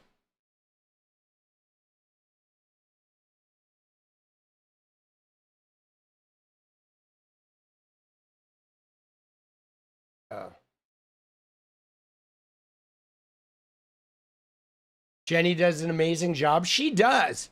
Dude, it's crazy, dude. She has like one short on Instagram that's like coming up on 4 million views. It is like insane, dude. It is fucking insane. Pretty Kate, let's go. Barrage to face count bin face in Clacton by-election. All right. Pretty Kate, let's go. I don't know who is bin face. I don't know who that is. All right, so let's try to get the 20. Let's go. We're going to get the dance party, guys. We're going to have to do it in 15-minute chunks. All right?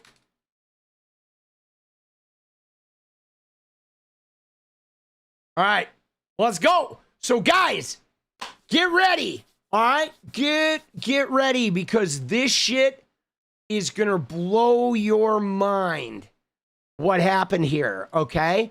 And I am talking about a guy named Chris Peden, okay? Chris Peden, here he is. Chris Peden, he is from Fort Wayne, Indiana, all right? This guy, I am 90% certain this guy is MAGA.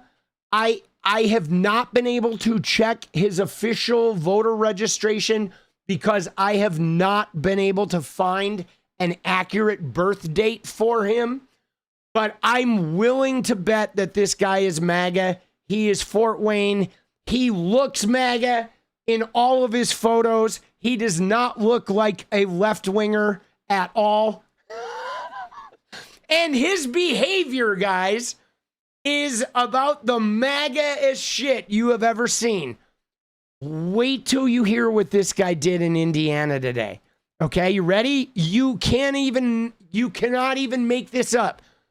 Investigators say a Fort Wayne man cut off his penis, lit it on fire, then used it to set his mom's garage on fire.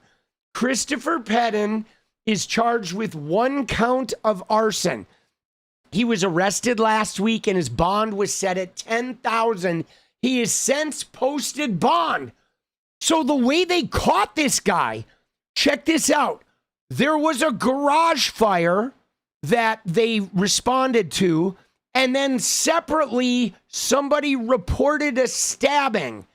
And so the cops came and went to the stabbing victim, and the stabbing victim was this guy, Christopher Peden. And then eventually, in their investigation of the stabbing, they realized that this guy had used a kitchen knife to cut off his own schlong. Then he set it on fire, soaked it, doused it, and lit it on fire on the floor of his mother's garage. I shit you not, and burned her garage down. Then he went somewhere else and reported a stabbing. Dude, is that not the craziest shit you've ever fucking heard? I mean, give me a fucking break, dude. Oh my God. This shit is wild. Okay? So they don't have a ton of information about it, but here it is. All right, you ready? Hello, and thank you for joining me this evening. I'm Corinne Brock on 21 Alive News' digital desk with a new story just into the newsroom. A 36-year-old Fort Wayne man is facing a felony charge after he allegedly cut off his genitals and used it while committing arson. Christopher Peden is charged with 1 count of arson, which carries a potential prison sentence of up to 12 years in prison. Fort Wayne Fire Department was dispatched to a fire in May, just as the Fort Wayne Police Department officers were dispatched to reports of a stabbing. According to court records obtained by 21 Investigates, Peden told police that he was stabbed somewhere downtown and that someone had threatened him the day before. While at the hospital, Peden told an officer he was dishonest at the scene of the stabbing and that he wanted to be truthful. Court documents say he said that at about 2 a.m. he went into the garage and used a kitchen knife to cut off his genitals. Peden said he then poured gasoline on the dismembered organ and set it on fire, leaving the garage and walking away until he found police.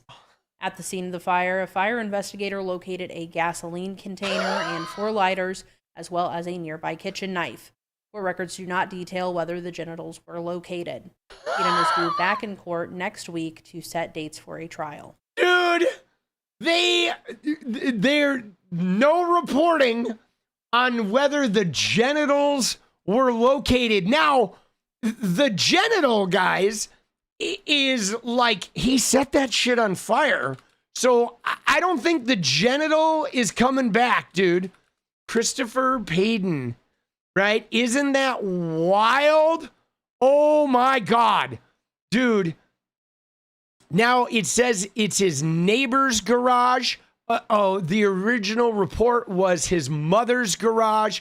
It looks like from the New York Post article that it is in fact his neighbor's garage, right? Getting deeper into this, right? Oh, Jesus. So it was his, they're saying it was his neighbor's garage.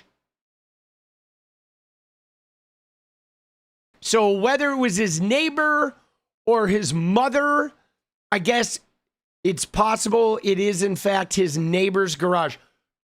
Dude, he has no dick now. Like, yo, I mean, I'm assuming that there is a serious mental health crisis happening, right? I'm assuming there's a serious mental health crisis here because to like at the end of it, the garage burning, like, why did you have to use your penis to burn down the garage, right? Like, isn't there any number of ways you could choose to burn down the garage that would not involve, like, severing your schlong? You know what I mean? That's the part that gets me, is like, what was the decision making there? Dude, that we are indeed in the craziest timeline, guys. This is the craziest timeline.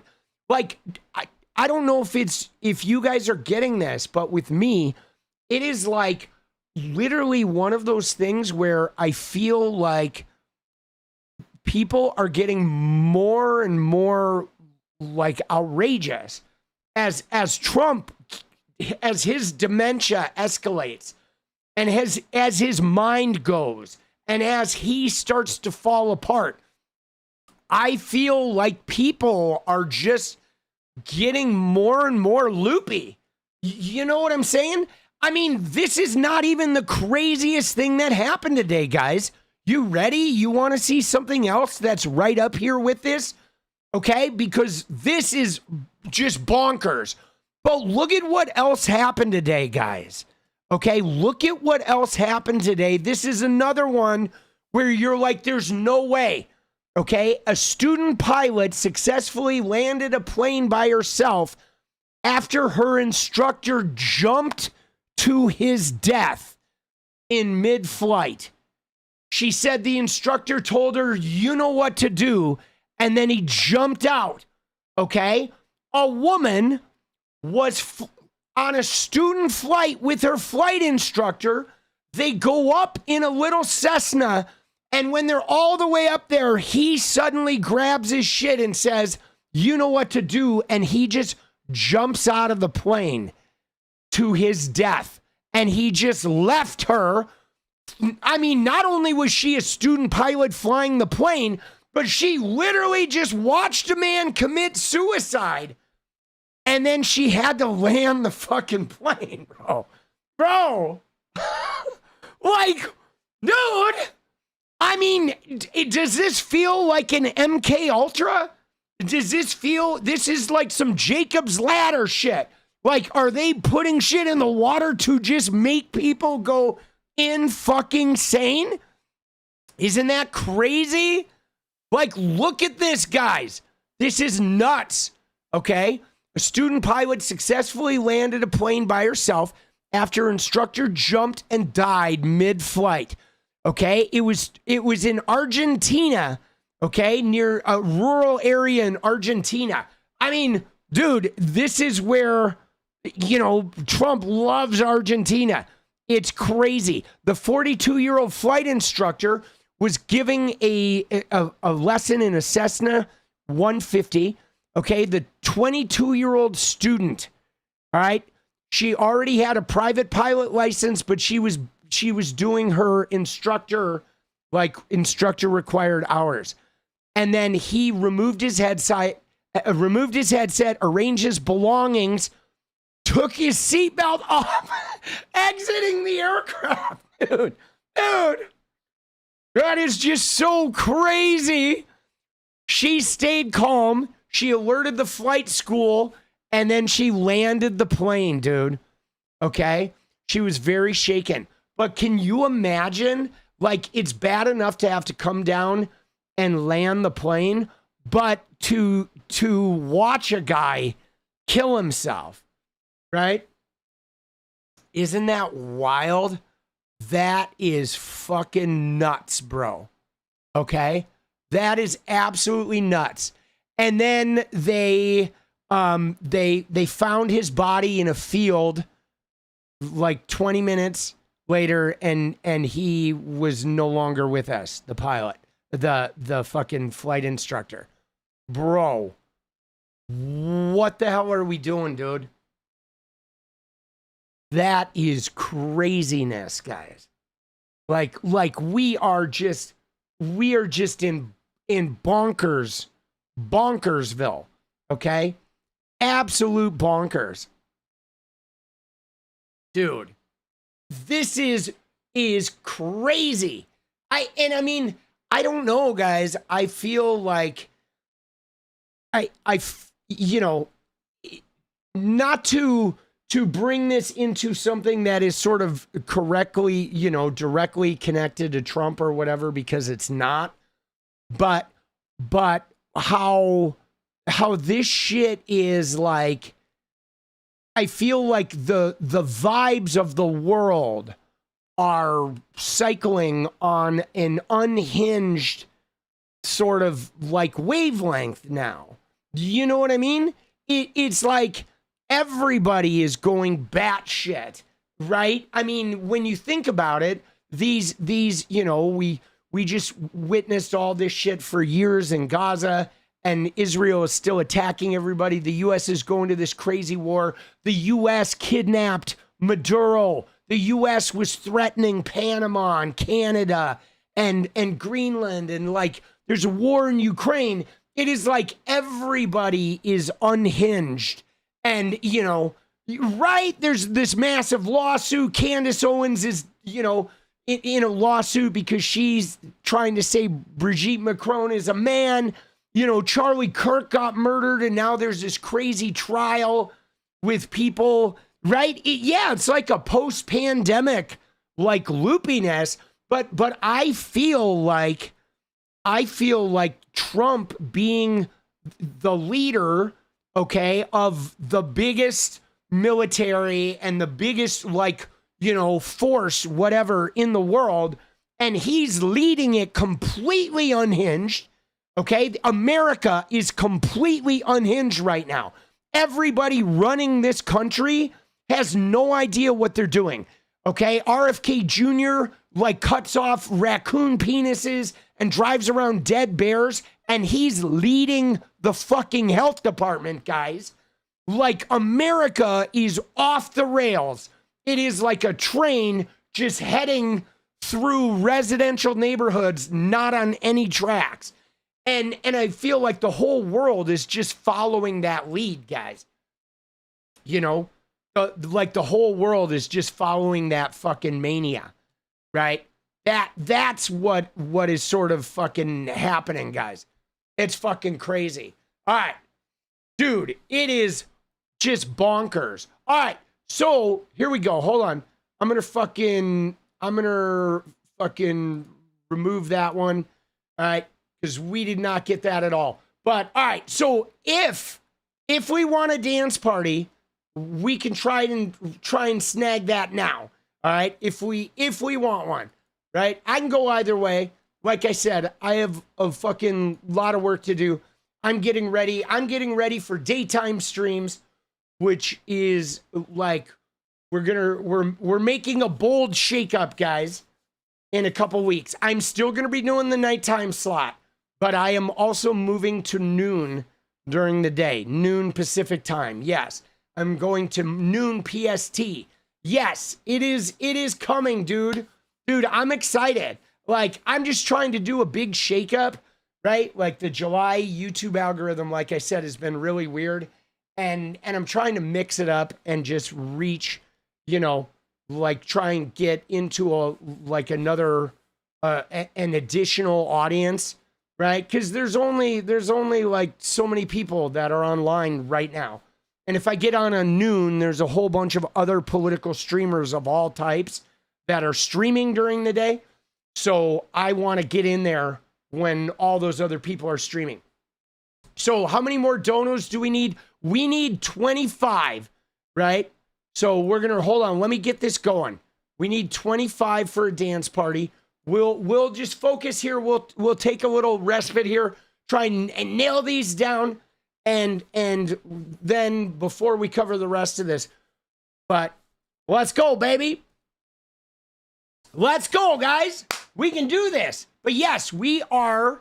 The world is broken right now. It does. It does feel like people are losing their mind.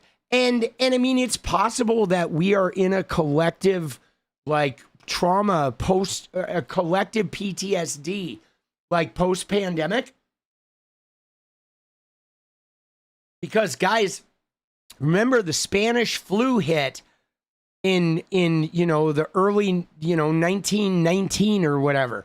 There was like a world war, and then there was a Spanish flu, and then like the world kind of went crazy. And then there was the Holocaust, and fucking, you know, World War II happened.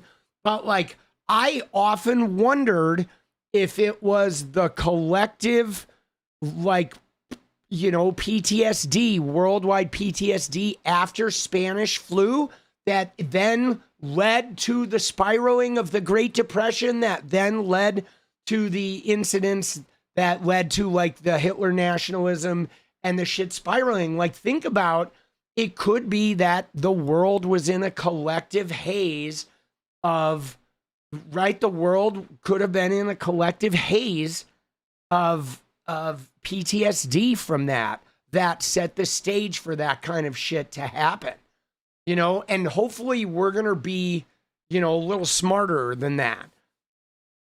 You know what I'm saying?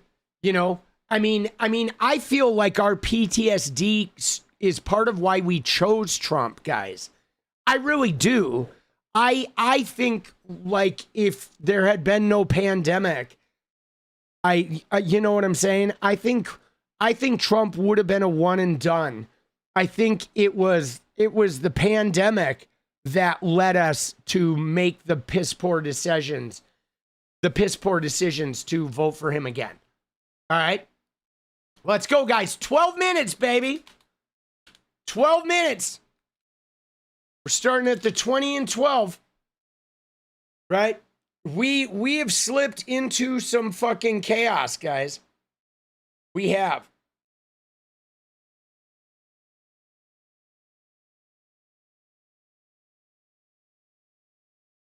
Oh, we have slipped.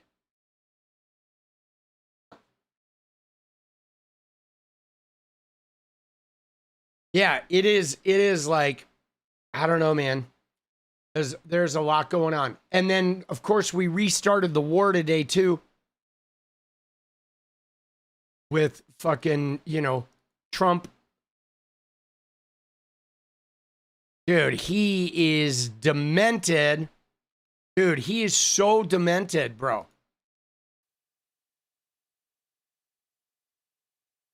Like, what is he doing? Here was his clip today, right? He's in Turkey, right? And here was his little clip today. I told the story yesterday. We had 111 missiles shot by the Islamic Republic of Japan. They were shot at the aircraft carrier. I told the story yesterday. We had 111 missiles shot by the Islamic Republic. Dude, 111 missiles shot by the Islamic Republic of Japan. All right. Okay, Trumpy. Jesus. Dude, that is insane, guys. That is fucking crazy. Can you imagine what if Joe Biden had said something like that? I mean, this guy, his brain is just shot. His brain is just shot. Let's dance, dude. 16, we're trying. We need to get this 20. Let's go. Let's dance to the Islamic Republic of Japan. Let's go, baby. 19. We got 10 minutes to get 19. And then after that, we're going to have to get 5 more. But, like, we can start here. Let's get it. 19 away, baby. Come on, guys. Dude, let's get the dance, boss. We need the dance. Isn't that crazy? 111 missiles. The Islamic Republic of Japan. He is fucking, right? He is, I mean, these guys are just, they're all whacked out. Look at J.D. Vance here. Program, again, there is so much fraud, or there was so much fraud in the federal government, we're taking it off of the books. Dude, there is so much fraud. Well, there was so much fraud in the government. Dude, what are we doing? Right? I mean, these guys are just up there, just whatever, just fucking tossing off in public. I mean, they're so unhinged. They're just lying about whatever, you know, lying about whatever. There's a number of good clips that we're going to look at here. JD Vance has another one about the purse that we got to get to. But dude, Belfast Bob, let's go. Right now, guys, we need 18 more, guys. We got to hunker down, though. If we're getting this dance party, we got to get it. We have, what do we have? We have fucking 18. We got 8 minutes. We can do this. 18 and 8. Let's go. Let's get it. Let's get that dance, boss. Oh, there it is. Dude, JD Vance's press conference today was maddening. And Trump is, I mean, it's just hard to process that these are the guys that are in charge of the military and the strikes. And right, these are the guys sitting in the Situation Room and deciding what we do. Meanwhile, they're just up there spinning yarns, and they're not smart. They're not competent. They're not careful. Okay. They are not careful at all. Dude, Kim, I'm so sick of this. Kim, I'm with you. Dude, Engrain, let's go, baby. Dude, Engrain, the M's have had it tough, bro. Where's our offense? We're 16 away, guys. Dude, 𝗙ecie, I'm so embarrassed to be an American right now. You're not alone, boss. 15. Let's go. We're getting it. We're getting it 7 minutes. Dude, Engrain, 14. Let's go.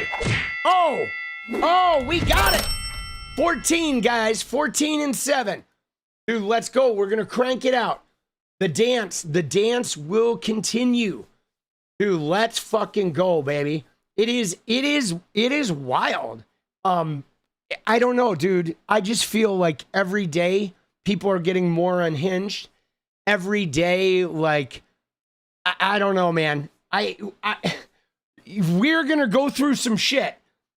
The one thing I hope we don't go through is I hope we don't go through like a shocking financial crash. I mean, we could. There could be like a devastating, like an extinction level, financial crash that hopefully we don't end up going through. But that's the thing that I worry about, especially with with this AI bubble and shit, and the way the stock market, has grown in 15 years is crazy. Dude, 𝗙ecie, let's go, guys. 13 away. I mean, it's just so, I feel like SpaceX is a really big indicator of this, because the stock market has like quadrupled in less than, 20 years. And many of these companies are like SpaceX, where their value is like virtual. SpaceX has lost like $40 billion since its inception. It's never even made money, and yet these things are like overvalued insanely. And eventually that's going to catch up with the market, and it's literally just going to fucking, crash the whole lot. Everything is fake, right? And it's like paper value, but then they like none of it is actually generating what it's worth in that market. Sending love from South Carolina. Let's go, dude. Kelly, love it, dude. It's all made up. It's unreal. It is. All right, guys, 11 away. 11 away in round one, guys. So we're getting this dance right now. 11 and 5 in round one. And then we're going to hit that round two, and we're going to make this shit happen. Let's go. 5 minutes, baby. That's why they're building bunkers. Perhaps it is, but I don't know. Like, I just don't know if everything crashes, if that market crashes, like, what are the billionaires going to have? You know what I'm saying? I mean, seriously, if the market fucking slams, they're not going to have anything either. I mean, they're going to have a bunch of real estate, but, I don't, except for the people who have actual, like money on hand. I know that Apple does, right? Apple certainly does. Apple has, like 300 million in cash or something. But dude, Engrain, let's go, baby. 4 minutes, guys. 10 away in round one. 10 and 4. Let's giddy up. Ooh. Dude, Apple's crazy. Dude, Apple's been taking 30% of every purchase or thing made inside their phones since its inception. Every app that has in-app purchases in every iPhone, every single purchase, 30% goes to Apple. That is fucking crazy. Dude, think about that.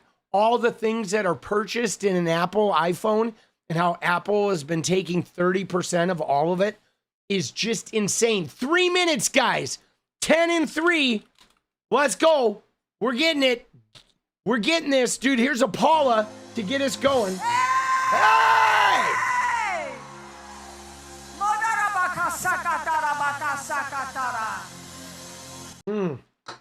3 minutes, guys. 3 minutes to dance. Dude, let's go. I'm going to grab a Red Bull. Jenny's out of town, so I will be upping my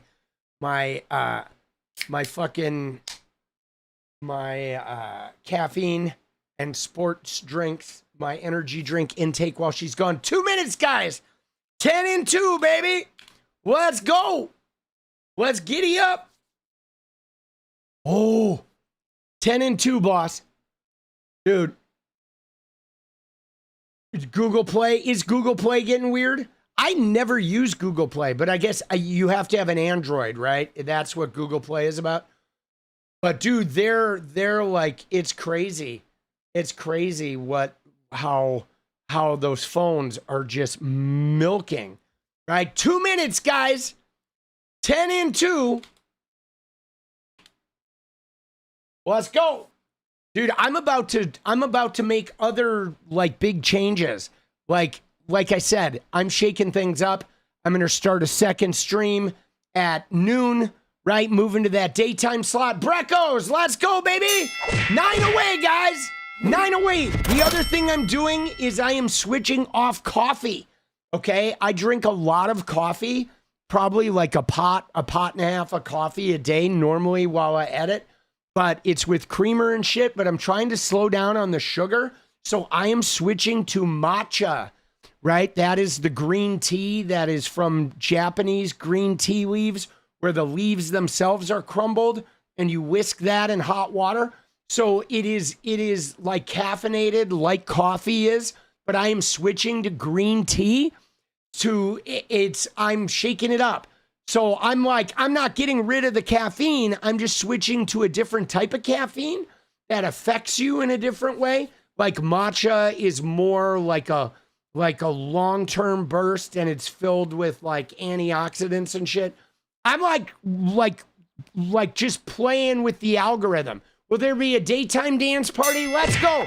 𝗙ecie, I don't know. I'm going to see about the daytime dance party.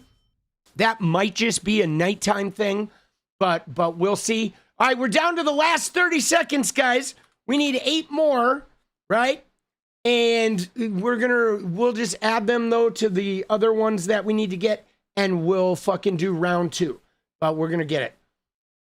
Just drink it black. Yeah, well, I just want to switch it up, though, guys. I like to switch shit up. Like, that's something I do. I do this a lot. 𝗙ecie, LFG, let's go. All right. So we needed 7 plus 5, so we need 12. We have 12 remaining. So we're going to reset this, and we're going to get the final 12 here. I am a shaker, okay? I am a shaker guy, like, meaning I shake things up, which means, like, I do this a lot. Like, obviously, if you have been watching the fucking show, since I started this channel, this is like my 4th hairstyle, right? And you know, I tried moving the times around. I certainly have sort of gone through cycles of subject matter and shit. And, you know, now I shake up my diet. I change my diet every, 8 months or so. I go through cycles where I just kind of like, I like to sort of change the energy of my, like, to not get in a rut, right? I don't like getting in a rut. So I like to change the energy of how I operate every so often as kind of like a reset of the algorithm to sort of like, you know, alter my perspective. Like a new routine can then, you know, you kind of discover sort of new perspectives, new angles to look at things. I love it. dude, I've been doing it like the mass reinvention my whole life. I've been doing that. I really enjoy, you know, like, I guess changing the algorithm, if you will. Right? You gotta change that algorithm, boss. But dude, there's been a brutal, like the YouTube algorithm in July. I'm curious if other content creators are getting hit by it or if they got hit by it in different months. But like, dude, July has been a crazy, like the algorithm on my channel is like hitting completely different. And so I'm like, dude, this has been the craziest like single change. It happened right on July 1st where like there was a big shift. And so, you know, it's shake up time. All right, here we go. So we need 12. Let's get it. We're gonna do one. We need to get the last 12 if we're getting the dance party. We're gonna hold it out before we go into the next. We're gonna bang this out. Let's go, dude. End grain. Let's giddy up. Let's go. 11 remain. Let's get it.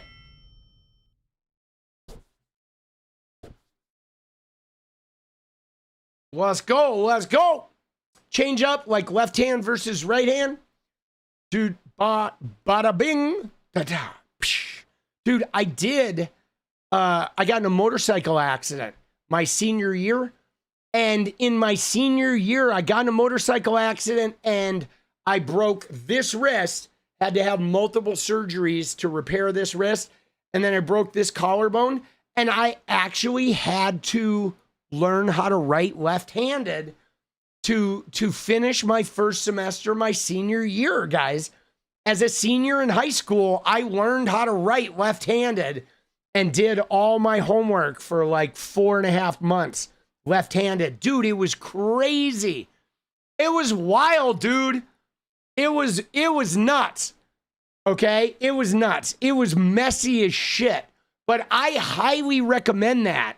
If you're looking for something interesting to do, start writing left-handed. Like keep a journal where you write left-handed.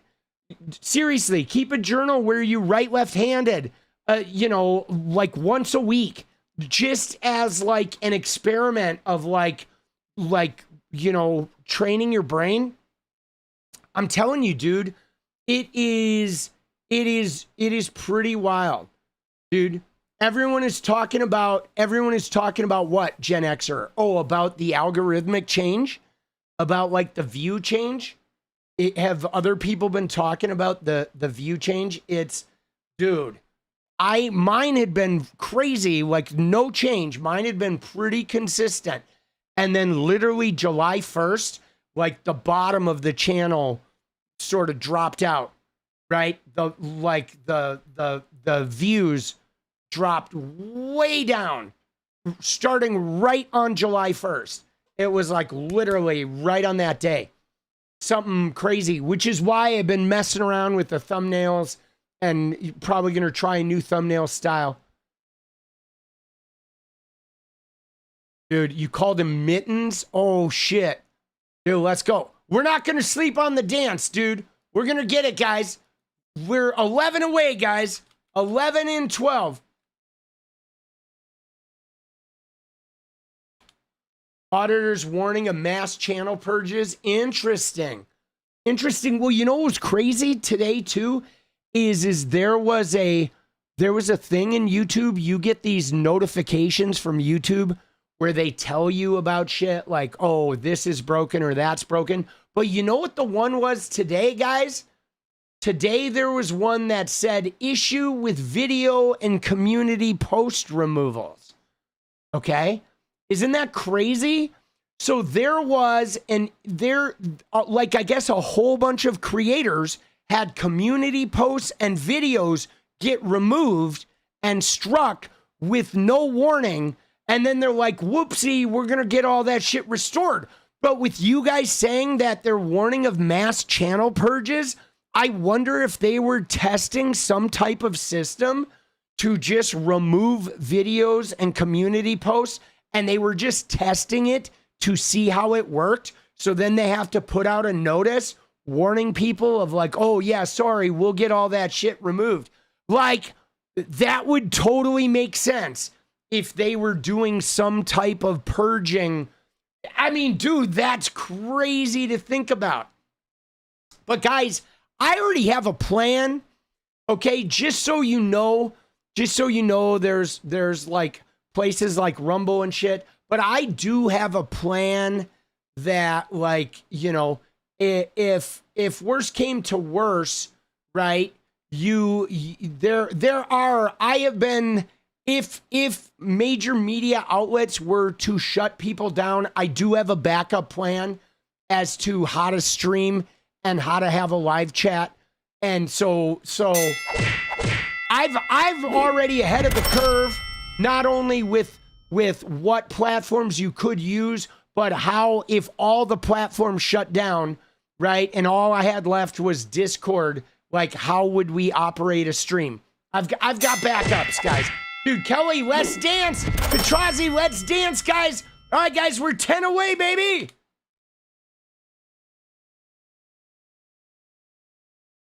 Let's go. Let's get this. Let's get this dance. Here's the taste.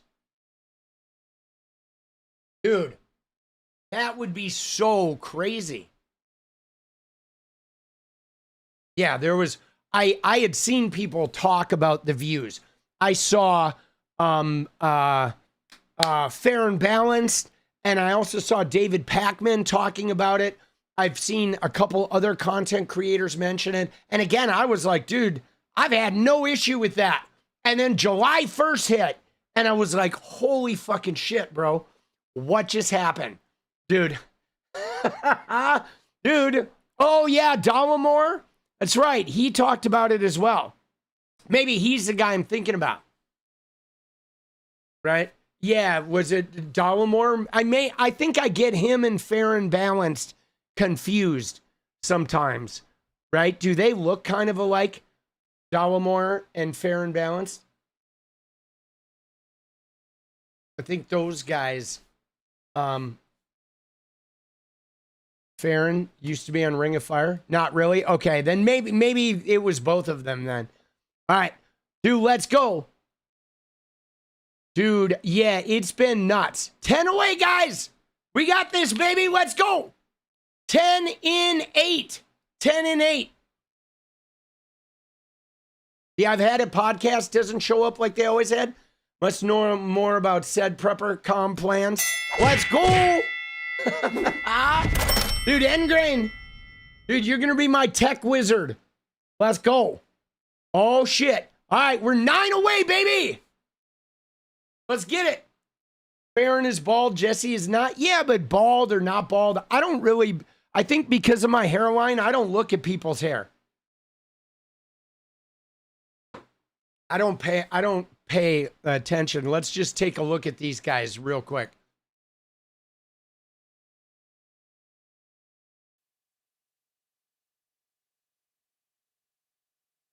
So there's Fair and Balanced, okay? And yeah, they actually do look similar. There's Farron, and let's see.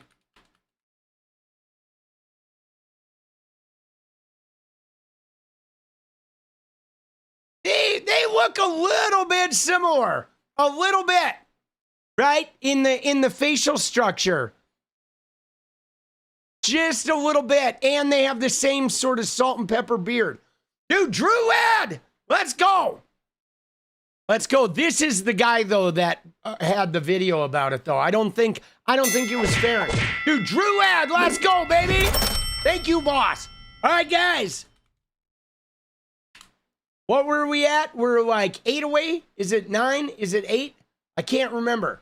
I think it is 10, 9, 8. 8 away. Let's go. Favorite energy drink? My favorite energy drink? My favorite energy drink used to be Red Bull, and then recently it was Rockstar, but I've been buying both. Okay, now I have 3 different energy drinks in the cooler. I have regular rock stars, then I have the red punched rock star, the 240 milligram ones. I like to drink those when I'm playing Fortnite. But I love Red Bull. I do love Red Bull. Do they work? Do what? Do energy drinks work? Is that what you're asking? I mean, I love energy drinks. I do. I love them. But here's why I like them. There's a couple of reasons. Because I'm kind of a nerd about them. But so they have taurine, which is an amino acid that is naturally occurring in the human body. But taurine thins your blood. Okay? And so what happens with energy drinks is the caffeine is in there, but also the taurine is a blood thinner, and there's a whole bunch of B vitamins in there. So you're basically getting a B12 shot and sugar and a bunch of caffeine with a blood thinner, which increases like the effect of the punch, right? But it's the taurine that sort of helps. Now, what's great about them though is that if you are seated a lot, okay, if you are seated a lot, like taurine is good to like not, get blood clots, the blood thinning properties. But I think a lot of it though depends on your body, right? I think they affect everybody different, okay? They affect everybody different. But it's that combination. There's other things in them like glucuronolactone, and then some of them have like creatine, okay, which is some shit, some like Joe Rogan shit for the brain. So they affect your body different. Like it really depends on your body. Like my body loved cocaine, and so energy drinks replicate the way cocaine used to make me feel. So it's real comfortable with me, right? That's why I like them. They allow me to have that kind of drug-like energy without destroying my fucking life, because I like that drug energy. I don't like the drug necessarily, but there's an energy to cocaine that I really liked that energy drinks can fucking, replicate. All right, guys, we got 3 minutes, guys. Okay, we have 9 away, right? We're 9 away in 3, 8 away, 8 and 3, guys. Let's go. We need 8 more, guys. Let's giddy up. This is it. If you want the dance, the time is now, right? The time is now. But you got to be careful with them, though, because if you don't have a body that agrees with them, I think they can be not good, okay? But I'm like a nerd researcher about sort of what I put in my body sometimes. I focus on energy. Stephanie, let's go. Love you, Tommy and Punks. Let's go. Like for me, dude, Tiana, let's go. Good to see you. It's been a hot minute. We love to see you. Shrimps on the bobby. For me, guys, my creative process is really about energy and state of mind and my mania. I have a lot of mania, and I like to agitate my mania. That is sort of how I get my creative passion.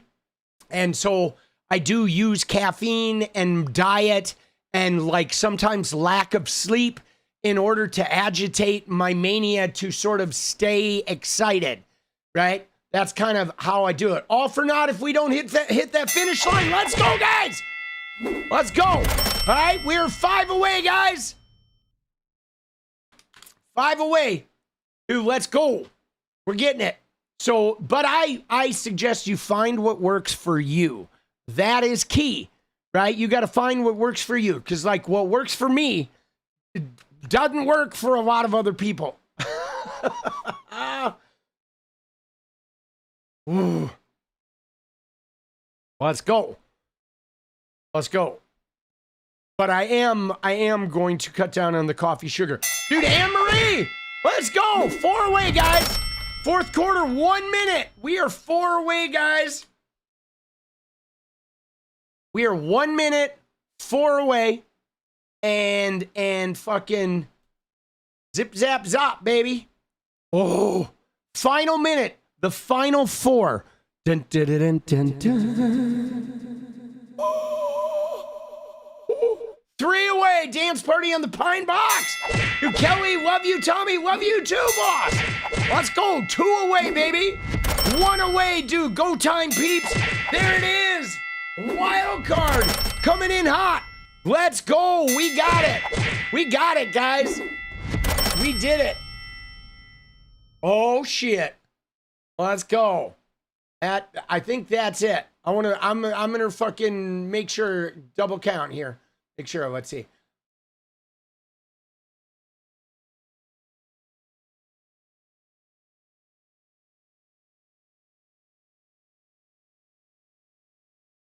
Yes. Yes. Let's go. Oh. Oh. Dude, good work. Dude, we did it. We had to go piecemeal. All right? We had to go fucking piecemeal, but we got it. We got it. I know that one says we're shy, but it's not. We were off rate card, and I was counting them as they come in. Dude, we made it happen. We made it happen, dude. We did it. We did it. Yeah, dude, Engrain was kind of quarterback in there, right? Let's go. All right, so let's look at some of these clips, dude. These things. Dude, look at this shit, bro. I mean, to me, guys, it is the fact that our government, okay?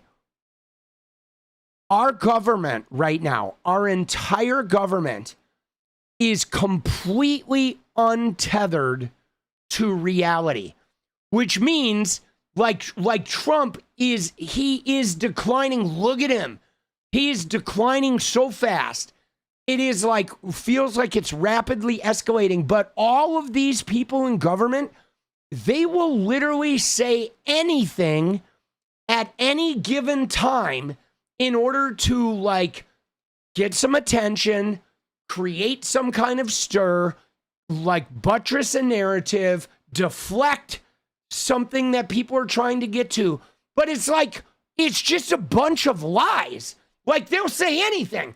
Trump will say this happened, and then 30 minutes later, he'll say this happened, and they're completely in opposition. And nobody in the media is calling them out on this shit. And then you'll have Marco Rubio, who will do the same shit. JD Vance is out there. Sometimes it seems like they're just making it up as they go.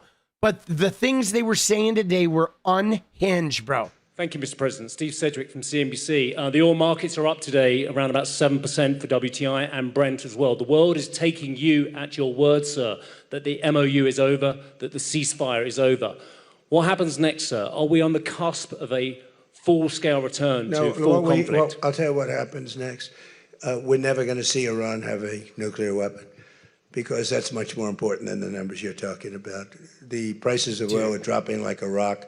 Now they'll be up a little bit, and this will end very quickly. We have an oil glut right now because we got all those boats out of the strait, and it's going to... Oh, an oil glut. Yeah. Dude. Yeah, I thought it was going to end quickly fucking 7 months ago, you fucking knob. Drop, and I've predicted everything.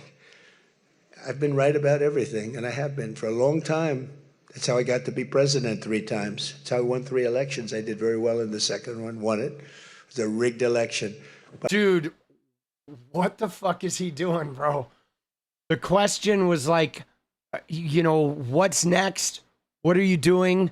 Is this going to be a full-scale thing? And he launches into, I predicted everything. I was right about everything. Oh, 3 times. A rigged election. Dude, he is just fucking bonkers. And I mean, dude, these people are standing behind him. Nobody in our fucking government even cares that this guy is just having a fucking psychotic breakdown. 12 hours a fucking day. Look at that part, dude. Look at this. We have an oil glut right now because we got all those boats out of the strait, and it's going to drop, and I've predicted everything. I've been right about everything, and I have been for a long time. That's how I got to be president 3 times. That's how I won 3 elections. I did very well in the second one, won it. It was a rigged election. Dude, how does Marco Rubio stand back there and like do this? Like seriously, guys, think about this. How like Marco Rubio cannot be trusted. Nobody that is in this guy's orbit can ever be trusted because they're all just sitting there like being a partner to complete and utter lies and lies on top of lies and lies covering the lies and bullshit. It's like all of these guys should be in fucking prison, bro. All of them need to be in prison and all of their property confiscated and sold and spread to the fucking people of America. As like, I want reparations. I'm serious. I think we give reparations to black people and then reparations to the native people whose land we took. And then we're going to fucking give reparations to all American citizens for these guys being fucking dinks, bro. I'm serious.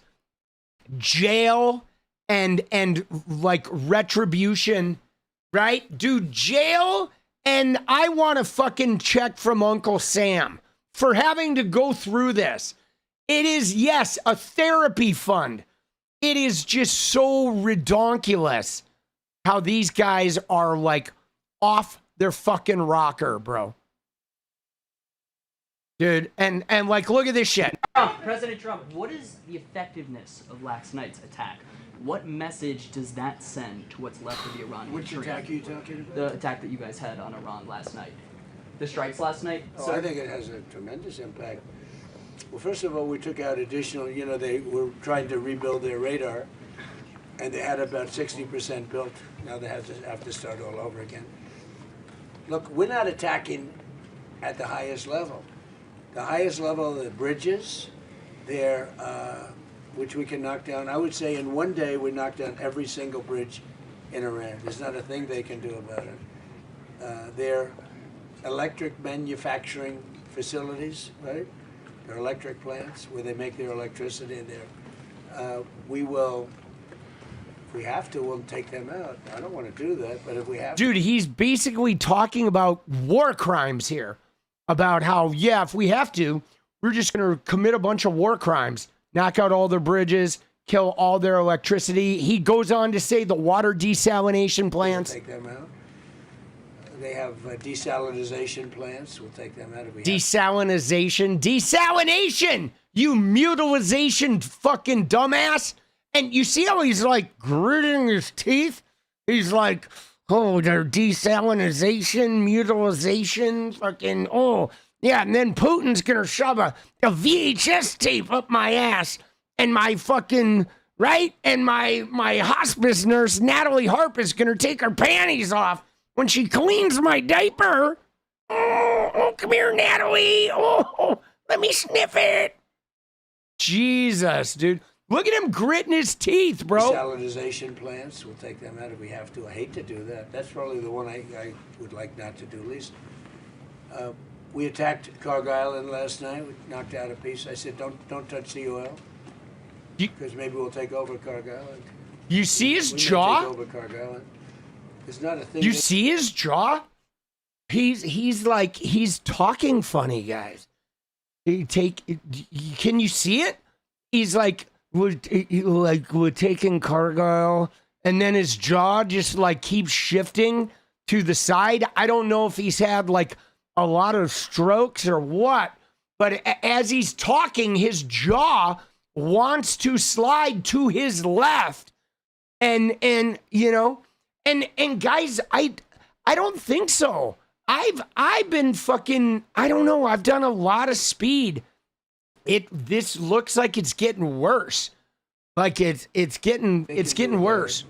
But I said, don't hit the pipes, just hit everything else. And they hit it. They may hit it again tonight.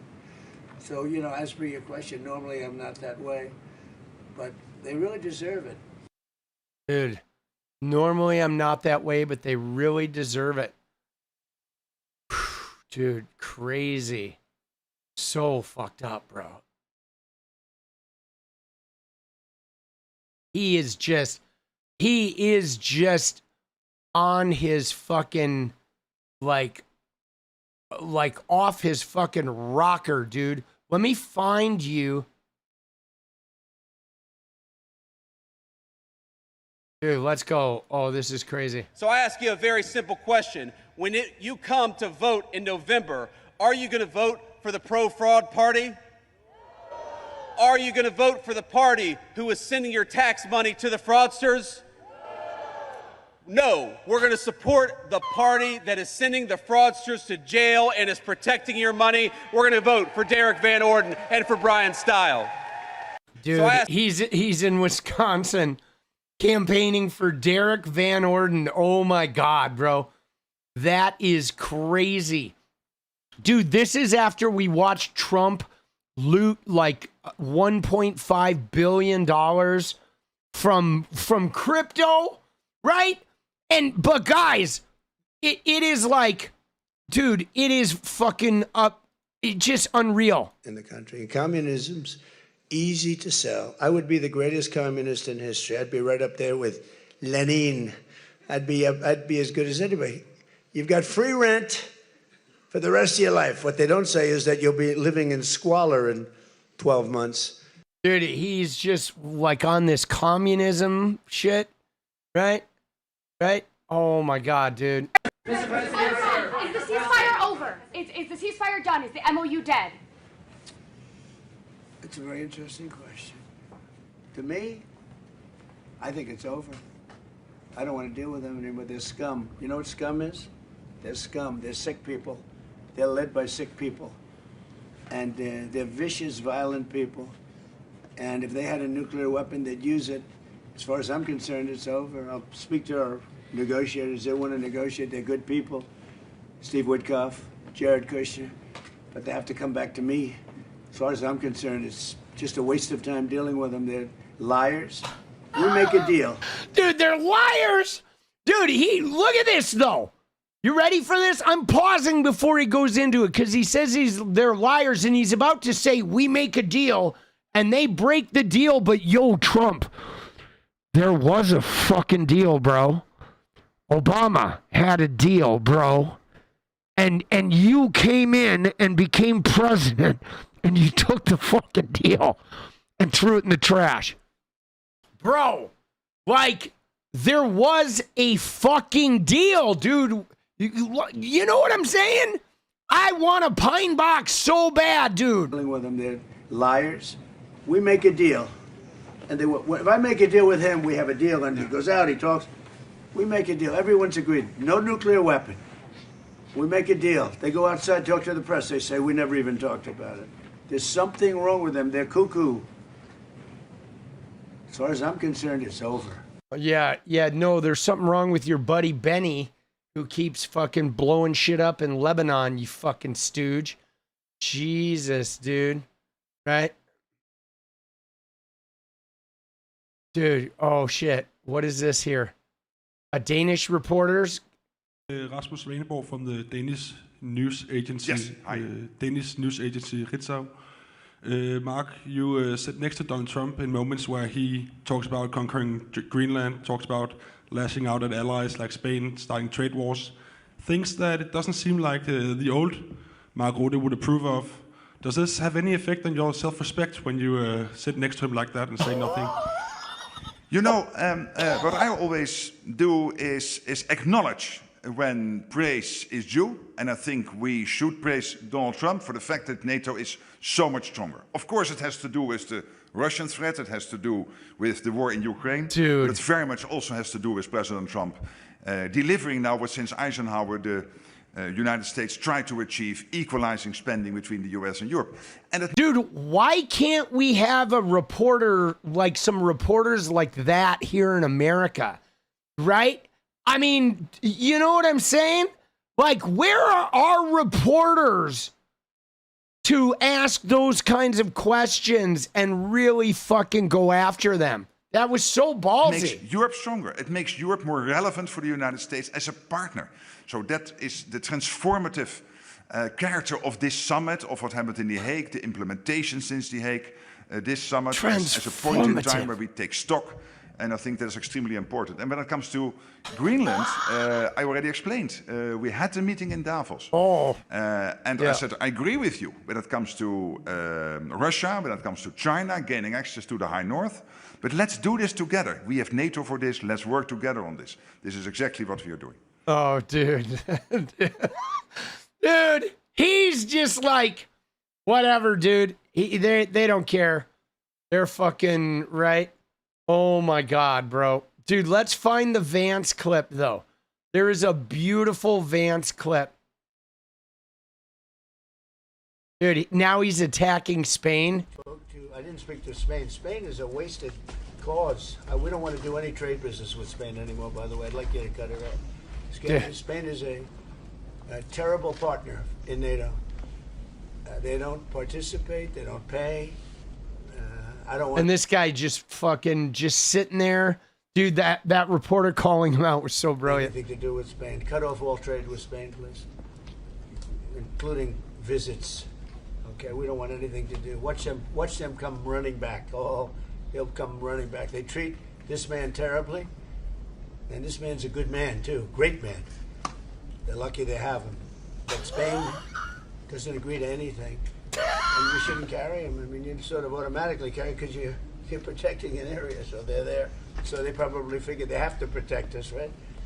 But we don't have to. We don't have to trade with them. I don't want to do any more trade with them. All right? Dude, he's like, by the way, you ready for this? This is great because we have a backup, okay? If shit goes down here in America and America becomes like a total fucking thing, our backup is the Canary Islands, which are a fucking territory of Spain. Dude, I love that he's like hating Spain. It's so funny because my non-America backup is the fucking Canary Islands, territory of Spain, very liberal, great internet, off the fucking coast of Africa, warm, year-round. It's beautiful. Oh, fuck, dude.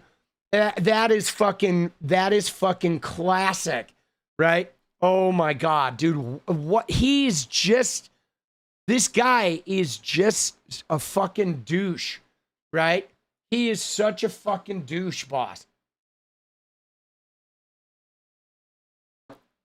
What a fucking gonad, bro. Right? Dude, what is this? I told the story yesterday. We had 111 missiles shot by the. There's more of this after the Islamic Republic of Japan. Here we go. Yesterday we had 111 missiles shot by the Islamic Republic of Japan. They were shot at the aircraft. 𝗙cie𝗶𝗍𝗄. What a terrible deal. I call it the Obama nuclear waste deal, because what he did with that deal is he caused tremendous hardship in the Middle East. It was a terrible. You have a question? Dude, what the fuck is a 𝗙cie𝗶𝗹𝗄, dude? Dude, he is right. He's up there, 𝗙cie𝗶𝗹𝗄, Natalie Hart, diaper C, vitamin C. Shit for brains, dude. For President Putin, please. Do you have a question for President Putin? Not so much Putin. Yeah, what would you like to ask him? Because I'm going to ask him that question. I have a question. Dude, like, what a fucking idiot, bro. Dude. Citizens of innocent people. They had the roadside bomb, Soleimani. I took care of him, first term. And that was a big thing, because I think it probably would be a lot stronger had he been around, because he was a bad guy, but he was an evil genius, but a bad guy. And he was the father of the roadside bomb. The roadside bomb is a bomb that goes on when you're driving your little vehicle around, and it goes on and you have no legs, no arms, and no face. And they've killed thousands and thousands of people. Thousands of innocent people. Dude, he's so fucking dumb, bro. Bro, the roadside bomb. You have no arms, no legs, no face, no Adderall, no Natalie Harp scooping the fucking smelly shit out of your diaper. Oh, what a fucking moron, bro. Okay? What a fucking moron. Hold on, you got to find the JD Vance one. Oh, this one is great, dude.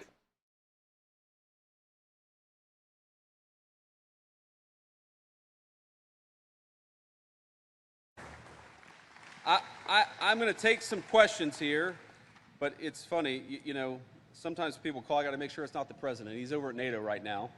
Okay, it's not the president. But let me start with the local reporters here. Dude, he's getting a text message during his speech, but did you see his face? Like, what did that text message say? Right? What did that text message? Was it about like, dude, Trump is unhinged, right? Or like, what did he get? He's looking at his phone and he's answering it and he's like, dude, he's like, dude, they're like resuscitating Trump or some shit. Dude, that's the craziest shit I've ever seen. I'm going to take some questions here, but it's funny, you know, sometimes people call, I got to make sure it's not the president. He's over at NATO right now. Okay, it's not the president. But let me start with the local reporters here, and go ahead, guys. What is he doing, bro? Hold on, there's one more. Right? There's Trump's hand. Boy, it looks like they got a new fucking, like a second skin attached to that. Better makeup job than usual. But watch this other one, dude. Oh my God, bro. Okay, we're gonna look at that one, but we got to look at this other JD Vance clip. This is crazy because JD Vance is there, like talking about SNAP benefits and fraud and all that shit. I think it was on ASIN, but he's, I think, I'm pretty sure there was like this one. Look at this shit. Nobody can see the pictures, guys. He's pointing to this fucking poster, but the lights are hitting the poster. So nobody can fucking see this shit. But look at him, dude. He's like, But look at this woman in the front with the smug look and the Louis Vuitton bag. But look at this woman in the front with the smug look and the Louis... Dude, look at this woman in the front in this huge glare. Like, I'm presuming the smug look and the Louis Vuitton bag, I'm presuming, without being there, I'm wondering if it was... Let's see if we can find it. I was assuming it was like a Ronald Reagan thing. Like he was doing the welfare queen shit where there was going to be somebody who's a SNAP recipient with the Louis Vuitton bag.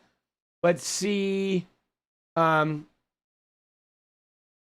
was a Medicaid fraudster. Okay. That's what it is. It was a Medicaid fraudster.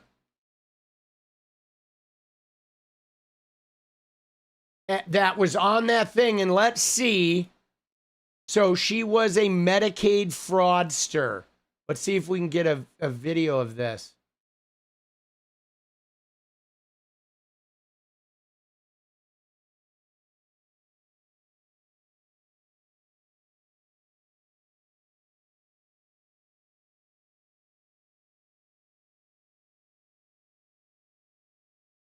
Oh, it was, I knew it. It was a black woman with the Louis Vuitton bag, dude. Right? But it was like a Medicaid fraudster. But I just knew it was a black woman.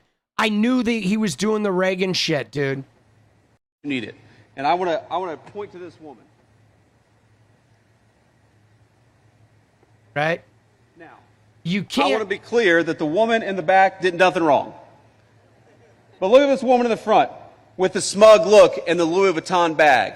A woman who quite literally stole from young mothers who needed prenatal care, and the state of Wisconsin, ladies and gentlemen, had to scale down that program because of insufficient funds. But see, again, he's grabbing like black women or a black person that's been convicted of this crime. Meanwhile, his administration, the Donald Trump administration, has like let off so many white fraudsters, Medicare fraudsters, Medicaid fraudsters, crypto scammers, like, dude, into the billions, right? Because everything they're doing, and I'm not saying like a black Medicare fraudster should be prosecuted too, of course, right? Like nobody who's defrauding should not be prosecuted. But the fact that they're going after only like the people of color and they're just completely ignoring all of the mass fucking, right? All of the mass fraud that's going on in their own admin and everybody that they're pardoning and getting paid to pardon is fucking brutal. And yes, they always use the Louis Vuitton bag. Dude, Reagan, it was a Gucci bag. The welfare queen with the Gucci bag, but they're like fake bags, okay? Give me a fucking break, dude. You live in New York City, you can go down to fucking Canal Street and like they literally sell nothing but fake bags, okay? Give me a fucking break. But they created this urban legend of the black woman who is collecting welfare and carrying an expensive Gucci purse. Now, first off, here's the deal. You ready? You can almost guarantee those bags were fake bags. But first off, I don't care, okay? Even if there was a welfare recipient who saved their money and bought like a $1,500 bag because it was really important to them, and then they lived meagerly other than that, who fucking cares, bro? Or if they buy their kids a nice pair of tennis shoes, like who cares? I don't care what the fucking people who get a little bit of SNAP benefits do with their goddamn money. I don't give a shit. Like poor people are allowed to buy nice shit too, man. You know what I'm saying? If a mother who's getting SNAP and welfare, right? And welfare payments, if she decides to like save up $150 and buy her kid some fucking nice Nikes or whatever because he wants to fit into school and doesn't want to be like a poor kid, like who fucking cares? Like let the people have a little bit of enjoyment in their goddamn life. You know what I'm saying? It shouldn't fucking matter to you, man. You know? I mean, goddamn, how much money are these rich pricks looting off all of us? The billionaires that are making us build them stadiums and shit. And you want to complain about a purse or some shoes or a fucking nice dress? Like, fuck off. You know? Fuck off. Seriously. Like, dude, I don't care. I don't care if, like, I think poor people should get nice things. We should take every family that's getting SNAP and fucking deliver them a goddamn BMW. I would be fine with that. Every family that's getting SNAP benefits, like drop a fucking BMW off right in their goddamn driveway. I would be perfectly okay with that. Instead of spending $1 billion a day on a goddamn war, let's take the money and buy the fucking SNAP recipients some fucking BMWs. Seriously. I'm into it. Let's go. Let's go right now. I am so tired of these assholes that loot and steal and finagle and scam and con, and then they literally just fucking, you know, lay on everybody's ass about that shit, right? We couldn't afford the insurance. Yeah, but it's okay. Sell the BMW, right? We can give them BMWs and they can sell them if you can't afford the insurance. Sell it. Right? Put that money in the bank. Dude, I'm serious. These guys, it fucking pisses me off, man. You know, it pisses me off. Cherry Red. Let's go. Dude, I'm selling mine. I don't even want to be seen in a BMW.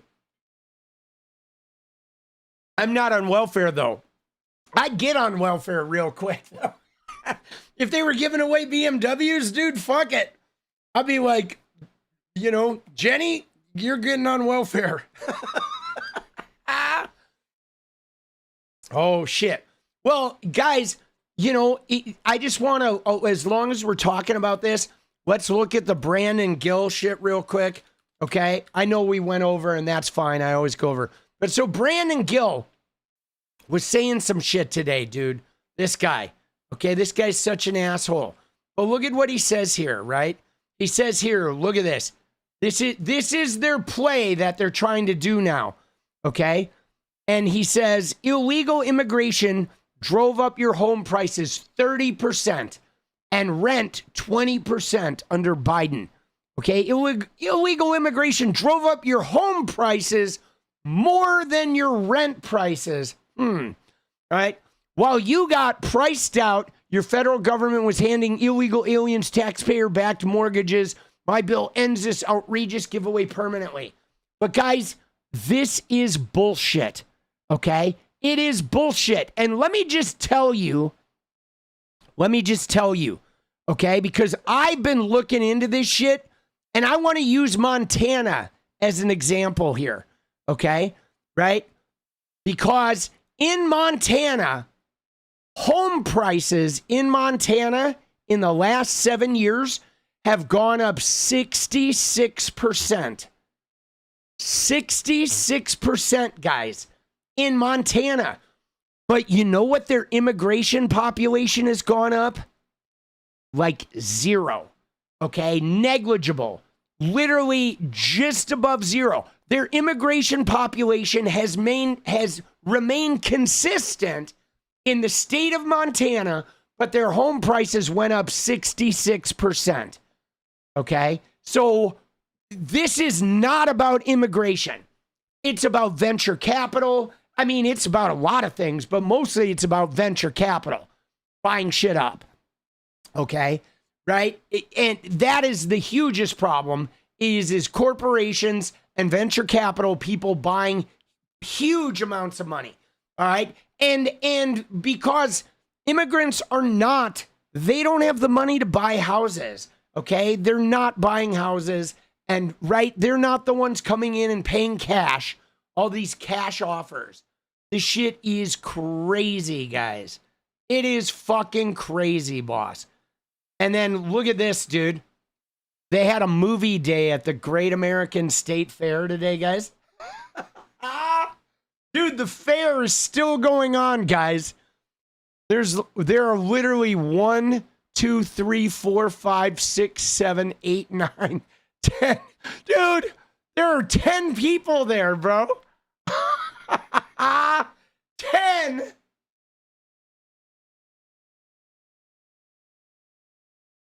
Ten people. Bro. Isn't that crazy?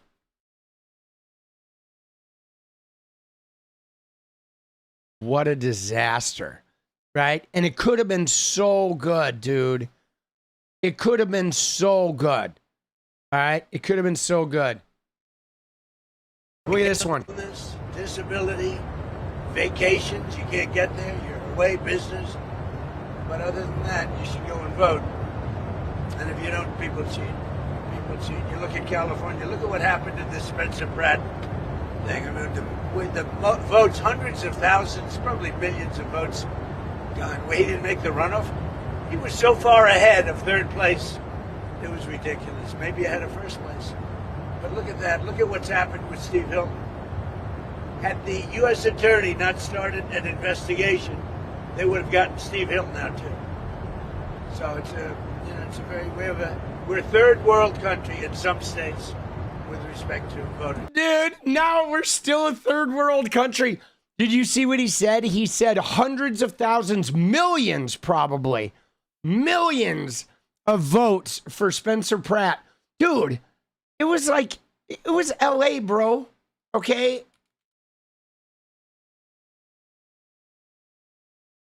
Let's look at the primary results in LA mayor. All right.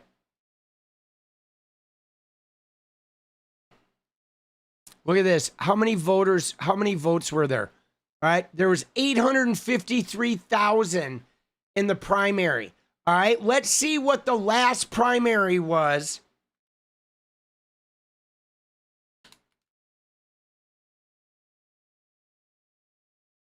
Okay. 2022.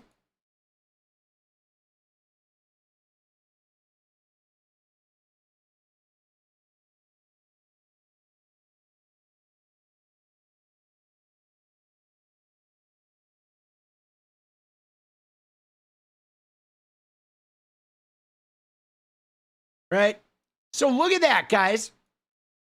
In 2022, with Karen Bass and fucking Rick Caruso, there were 645,000 people voting. Okay? This year, there were 853,000 people voting. Okay? So more people turned out to vote this year than the last mayor election. But he's like millions. Oh, yeah, millions were shy. Millions. Dude, it's LA County, bro. I mean, and it was a primary. Almost 1 million fucking people showed up to vote, which is huge for a primary.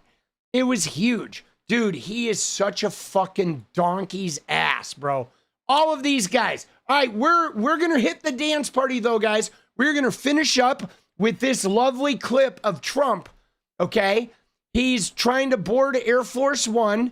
All right. So for whatever, something was going on where he is not like, he was not taking the Qatari jet to Turkey. And that was a little weird.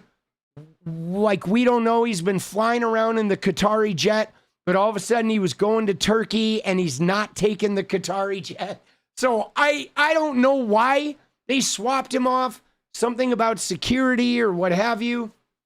Dude, it is fucking crazy. But watch him here, dude. He is like death warmed over, is what my mom used to say.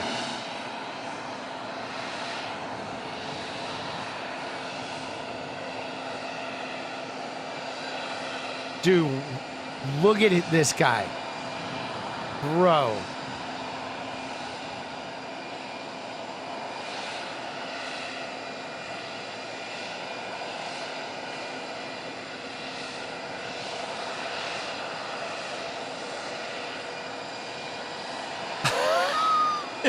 Dude.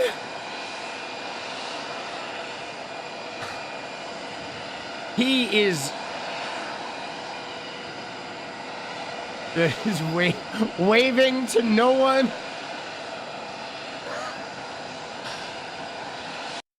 Dude, he's waving to the fucking, to the airport terminal workers, bro. Oh, Jesus. Bro, what? He is just beat, dude. Beat. Fucking beat, bro. All right. Unfucking real, boss. Unreal. All right, you ready? Dude, yeah, they spent a lot of money on that plane. And you know, dude, please, dearly beloved, we are gathered here today to beg for a pine box, please. Please, dear God.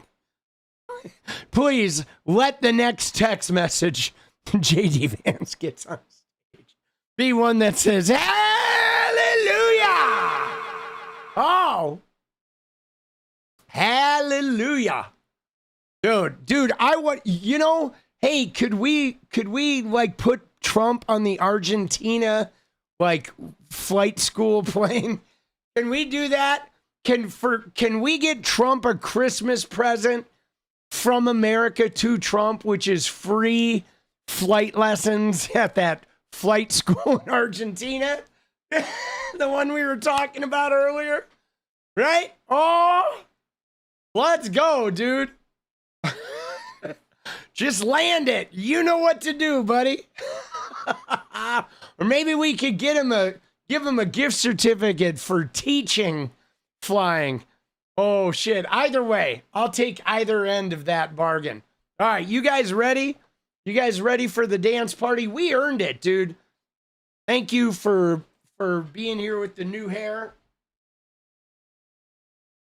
Appreciate you guys.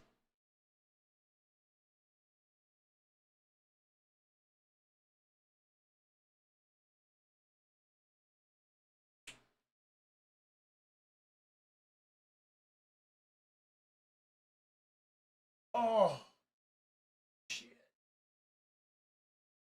Dude. I tried to get an extra massage appointment this week. My body is beat, but my massage therapist is at the Oregon Country Fair, so no massage this week, boss. A little bummed about that. Oh, shit.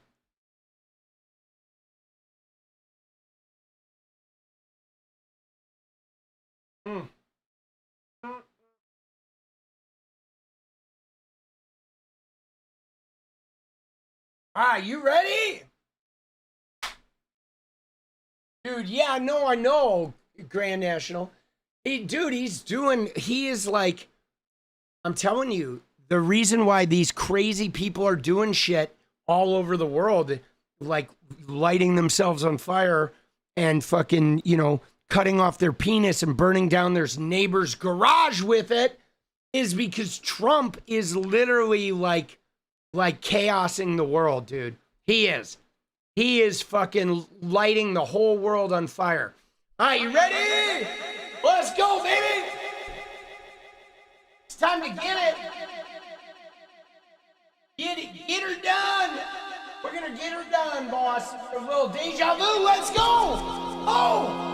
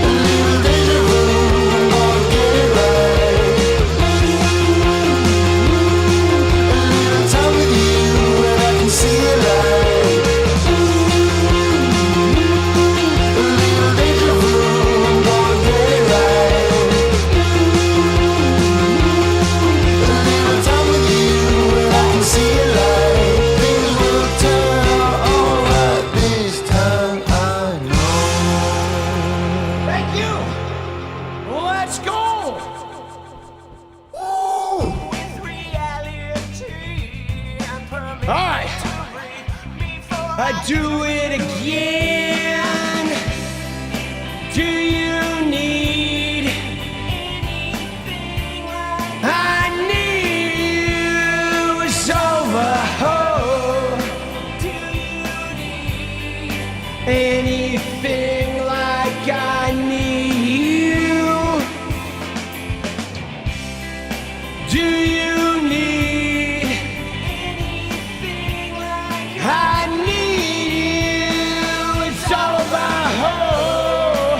Do you need anything like I need you? Let's go. Thank you again, guys, for hanging out. I do appreciate it. Daytimes are coming up soon. Maybe next week. We'll see. It's going to be real soon, though. And thank you for being here. We will survive this. But, dude, it's getting fucking whacked out. Bro. So crazy. Fucking that shit.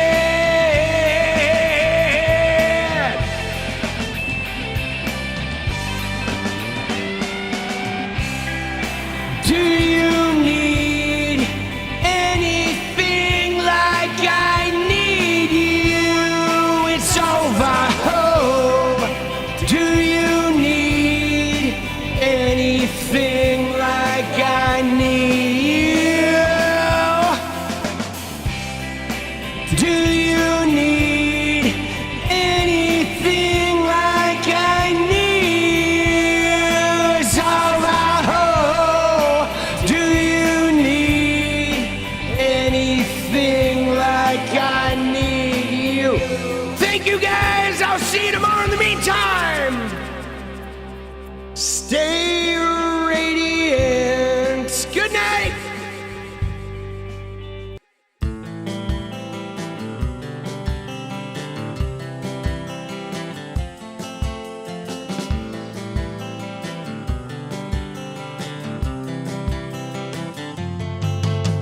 Hey, I just want to change the world. I just want the perfect girl. I don't want to hang around. I'd rather be found. It gets better. I wonder my pleasure together. Everyone's waiting, anticipating.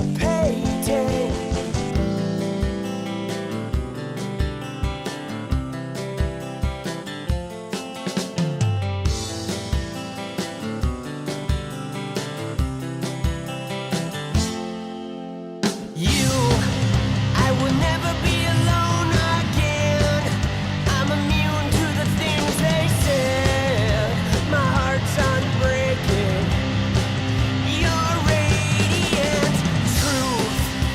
I know that you will understand because I finally found myself. My heart's unbreaking. You're radiant. Hey, I just want to change the world, but I'm not gonna wait my turn. I don't ever want to come down. I'd rather be found. It gets better.